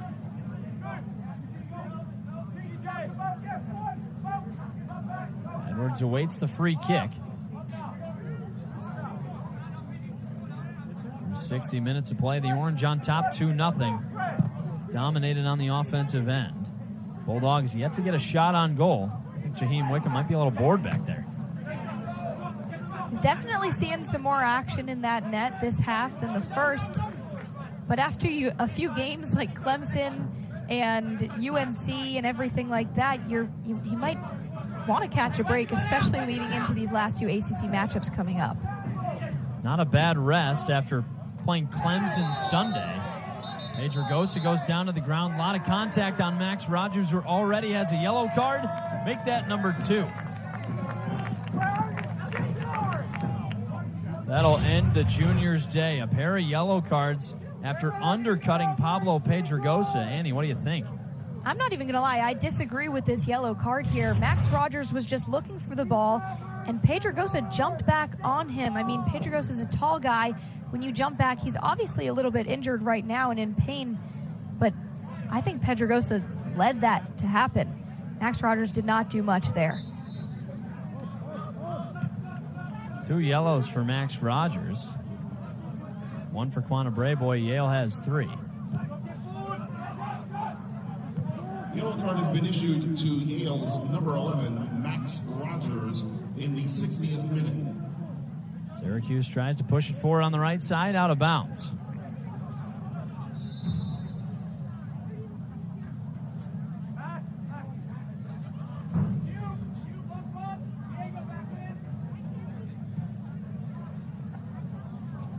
Now, if you were as confused as I was as to why Max Rogers was still on the field, then, you know, your prayers are answered. He is off the field now after 2 yellow cards.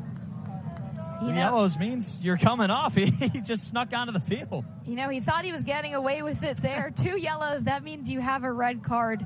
This is not something Yale's going to want. Going into their next few games, coming up is Columbia, Cornell, Brown. 3 really important games for their postseason opportunities.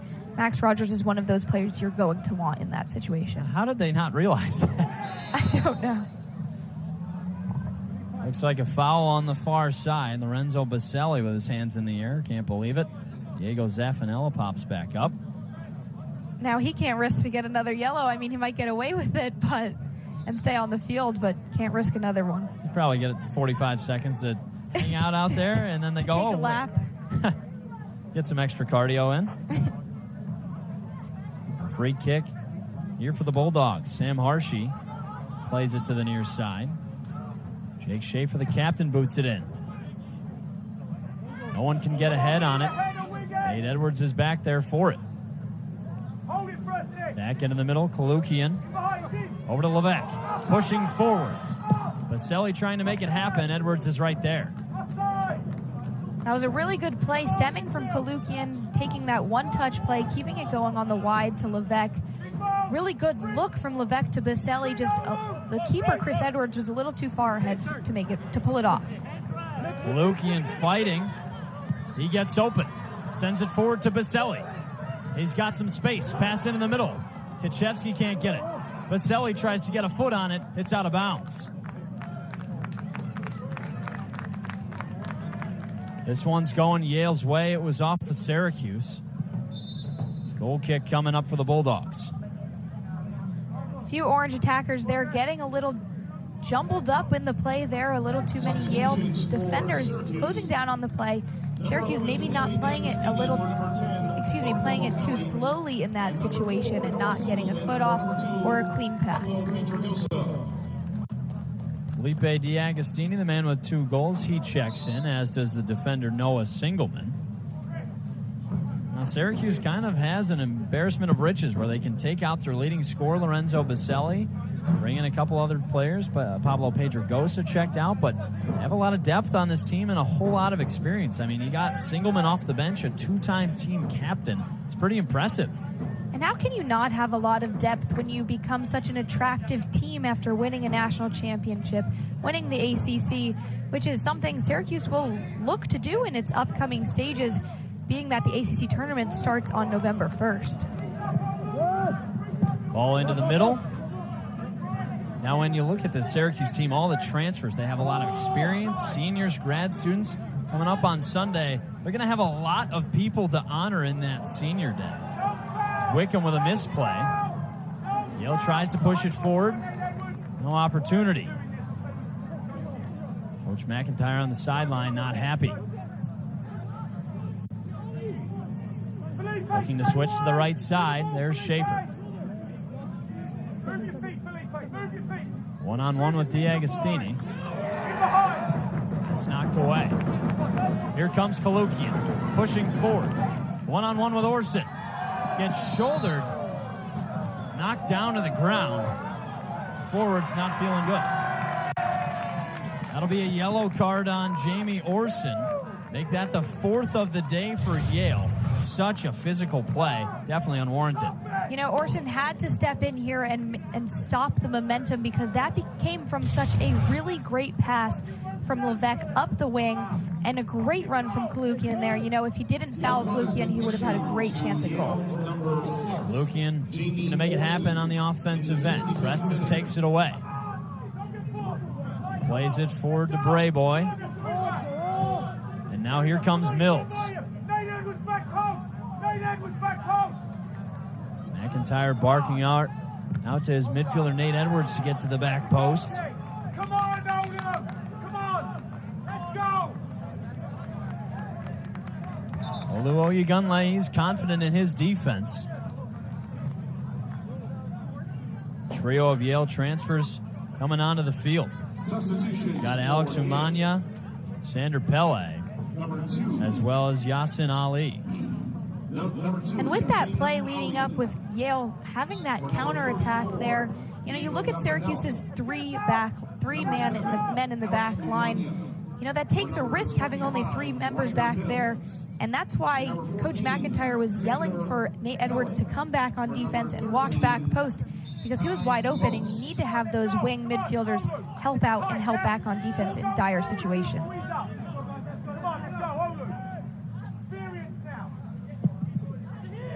That's something this team has plenty of, especially Oyegunle, a junior that started all season long. D'Agostini chases for it. Edwards boots it away. As we mentioned earlier, Oyegunle, the only returning starting defender, and he does such a nice job of defending that back line. Levesque on the free kick, plays it to the far side.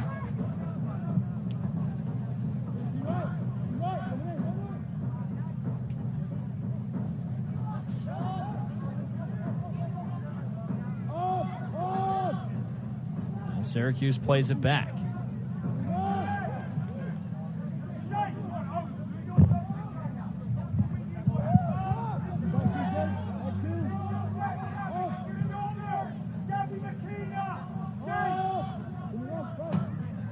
to Belouz. Yale forwards applying a lot more pressure on that back line this half, leaving less time for Oyagunle, Belouz, anyone in that back line time on the ball. Throw in coming for Syracuse. Here's Daniel Diaz-Bonilla, the Princeton transfer. Back in for the second time today. He'll swap spots with Nick Kalukian.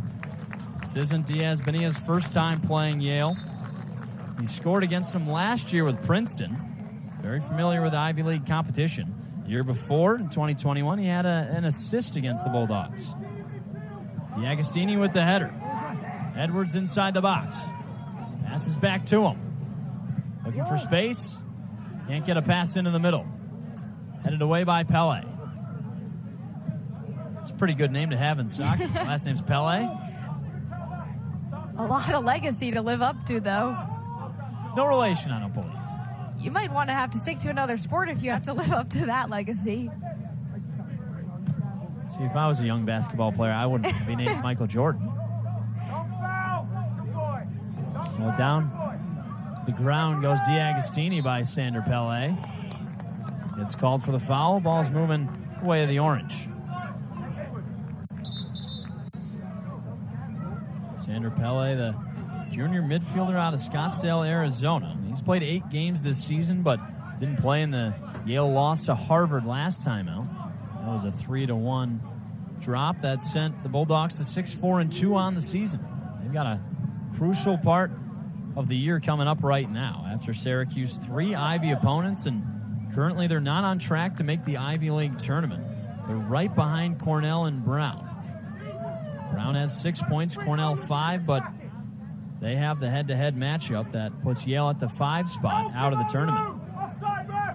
And you know, we talk about that 2019 year for this Yale team, and Kylie Stannard was such a big turnaround for that team after he'd been rebuilding. That 2019 team made it to the the Ivy League tournament, or the Ivy League champions for that matter, and then also made it to the NCAA tournament the first time since 2005, which was a huge moment for Kylie Stannard. Let's see another yellow card coming out. Ref's talking it over, and it's issued to Kylie Stannard. Like you said, Annie, he led the 2019 squad to the NCAA tournament. Won Ivy League Coach of the Year that season. Now he trails Syracuse 2-0. Rather, it wasn't Stannard, it was assistant coach for Yale. Too much jawing from the sideline. It was Trevor DeMar Banks. 2-0 Syracuse leads.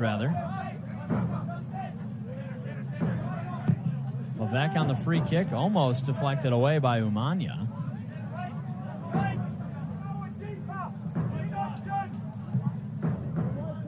Belouz plays it forward. There's Noah Singelman on the right side. Tries to get a touch pass, just not enough on it. The idea was there in getting that one touch into the middle of the field, but he really just should have played it smart, taken a touch, brought it down to his feet, and then looked for feet. Prestis heads it in the middle.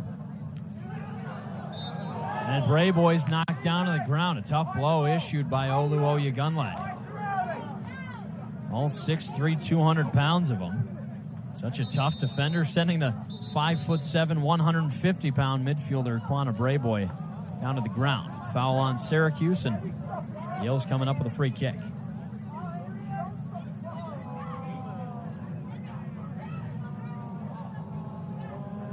The referees come back to the sideline. Another yellow card issued.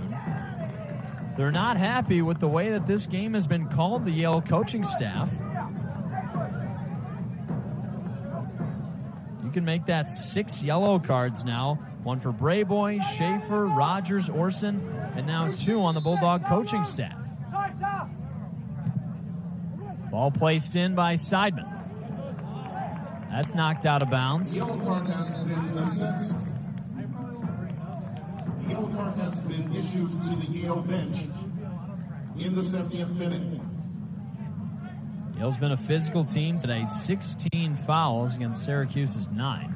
Seems like SU plays a physical brand of defense and on offense as well, but maybe a little bit smarter, which I guess is ironic given the Ivy League status. And, given this type of matchup, Syracuse is a physical team as well. Yale really just had to bring it in the same energy and that same light. Yale is a physical team, but historically a very tactical physical team in being smart with those fouls and just to stop momentum and stop play.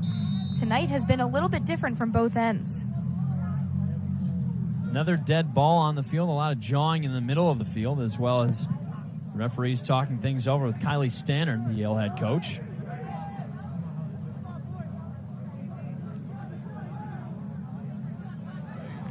The Orange try to chase after it.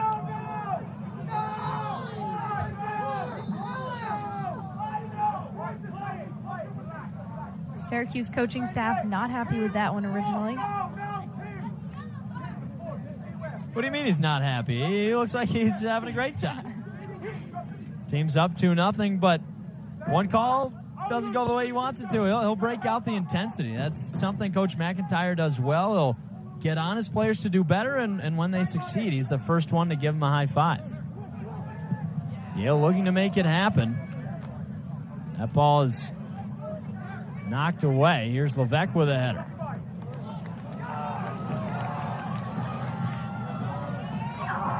Yasbania made a chase for it, but Harshey was there to kick it out of bounds. Edwards on the throw-in. That was a great idea with the pass there into Diaz Bonilla. Just a little bit more of a foot race than I think he had imagined going into it. Here's Giorgio Kaczewski. Haven't seen him a ton this half. Plays a nice ball to Levesque. Over to D'Agostini. Now Diaz Bonilla, the righty strike, just wide of the goal.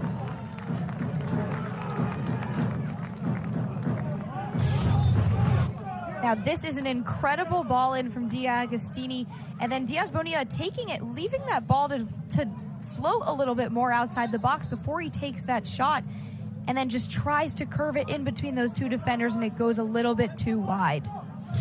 Such a nice shot from the Princeton transfer right there. I mean, you'd have to think coming into this game, he wants to score against Yale once again. And he's been hungry as of late, coming in against Clemson on Sunday, having another beautiful ball in from Kaczewski, and then taking that shot that ended up hitting the crossbar. We spoke to Ian McIntyre about that one gorgeous shot, and he said that Diaz Bonilla is going to be the first person to tell you that that should have gone in, and it wasn't a great shot for that matter. Well, he's done a fine job off the bench today. It's his second appearance. Booted away by Oyegunle. Cote tries to control in the midfield. All the way back to Orson. He plays it forward. This Yale offense hasn't gotten a chance to get into much of a rhythm late in this second half. And Diaz Bonilla up there having a little bit of a tough time chasing these balls. Here's D'Agostini making a run for it as well for some support. There's Diaz Bonilla again, but Annie, that's something that's different about this Syracuse team. They had more of an opportunity to do that last season with the speedy forwards, but this year, not necessarily with the guys they have out there. And you look at that team last year with Nathan Opoku and Levante Johnson. Not only were they goal scorers, but also playmakers. Then you take a look at this scoring summer. You have Felipe D'Agostini on both ends of that scoring spectrum here.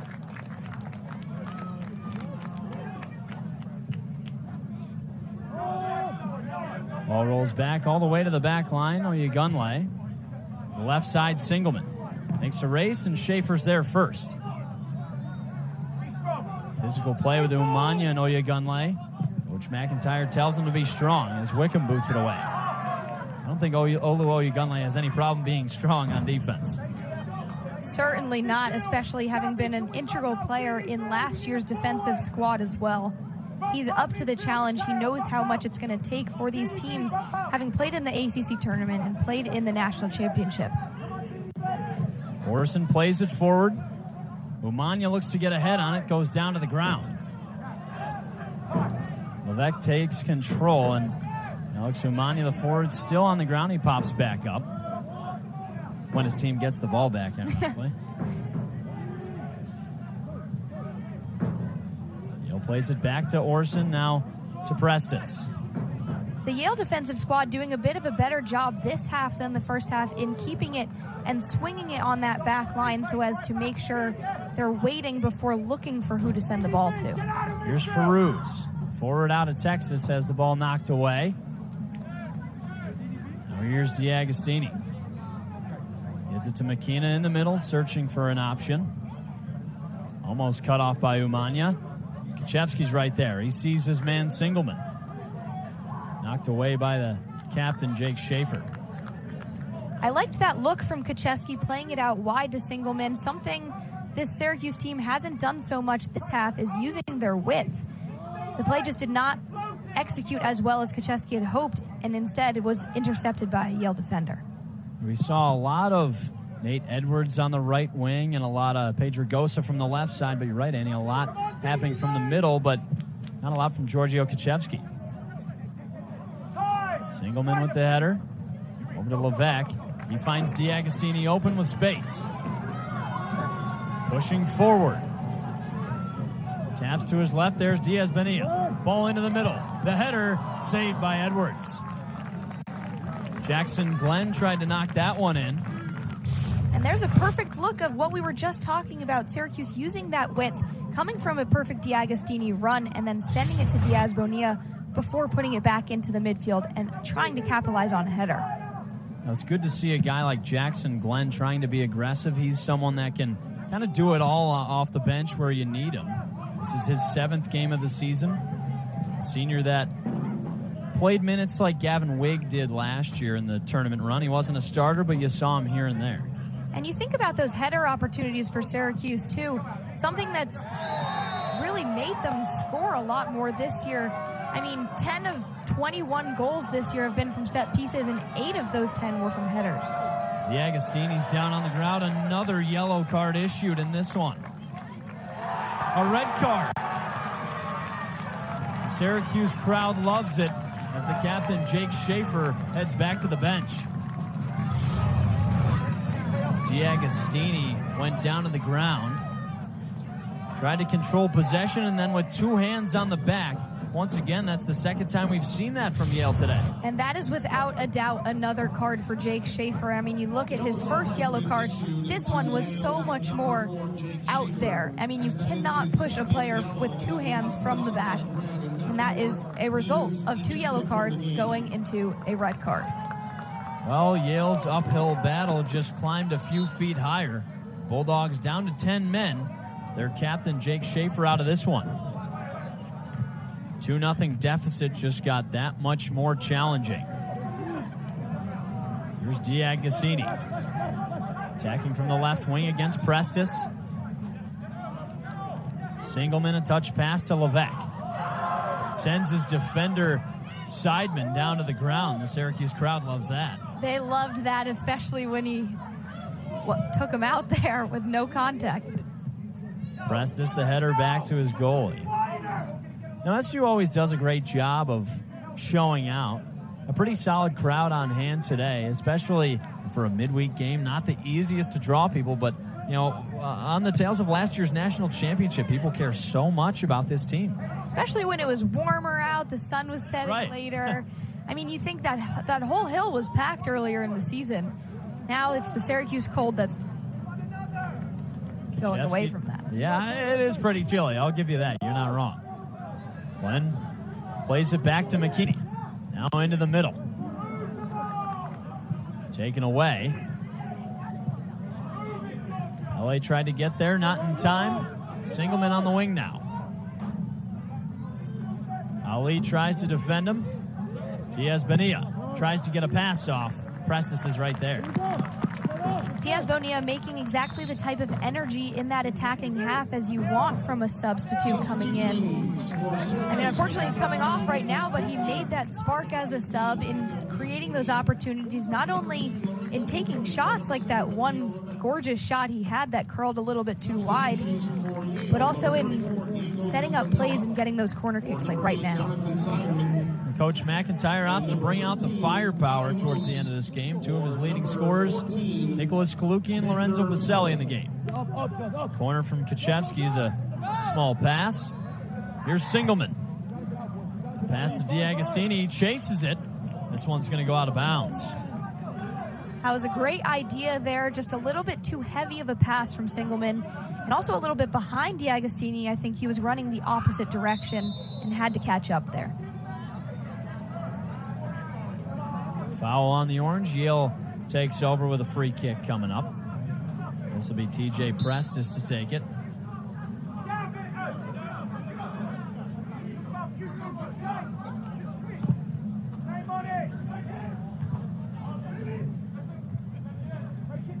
Orson heads it to the left side. Harshy tries to chase it. He's not going to get there. The strike, wide left.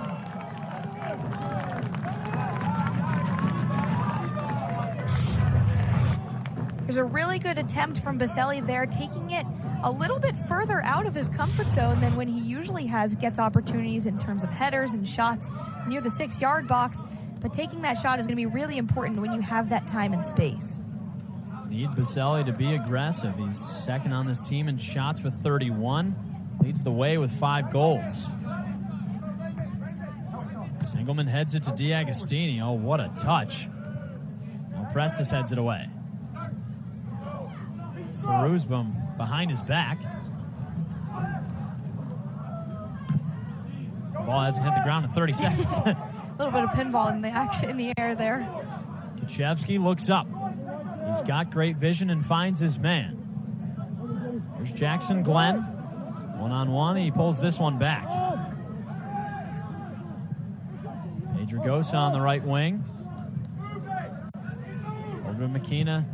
Back line in the middle. Pass knocked away by Yale. Bulldogs have barely had the ball in the attacking third this half. Prestis tries to push it forward. Oyegunle's right there. They just haven't had those connecting passes to get the ball ahead. And sometimes when you are a team that's just trying to force it forward, you're waiting too much and not hitting feet. Kalukian with the strike, deflected away. You can't give him any time and space. That time the Yale defense did a nice job of closing out. Come on, boys, let's go. You think about this Yale team that's down to 10 men, obviously one less player on the field, doing a decent job so far in defending, but you wonder how long it's going to take for the Syracuse offense to really apply the pressure on 10 people. Corners coming up for SU. The 9th of the day. The Orange lead the country in corners per game with almost 8. Kuchevsky boots it into the middle. McKenna's there. A shot from the right side. Kalukian can't sink it. Kalukian not happy with that one. He knew he skied that a little too much. Here's the corner coming in from Kuchevsky. Getting a touch there from McKenna and sending it out. Good play from Gavin Wigg there to get the trash. Kalukian just not a clean shot there. That was a really impressive pass by Gavin Wigg. Just a nice touch, but Kalukian couldn't get it to go. Syracuse still leads 2-0. Clock ticking down at the end of this one. Yale down to 10 men after the Jake Schaefer red card just a few minutes ago. Jaheim Wickham not too busy today.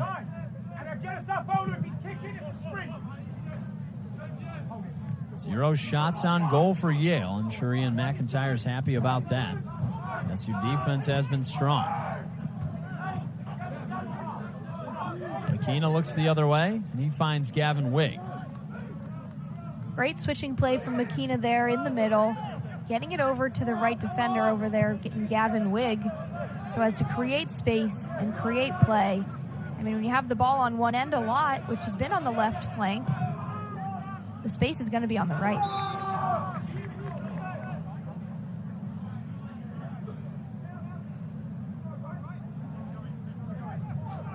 Such a physical matchup today.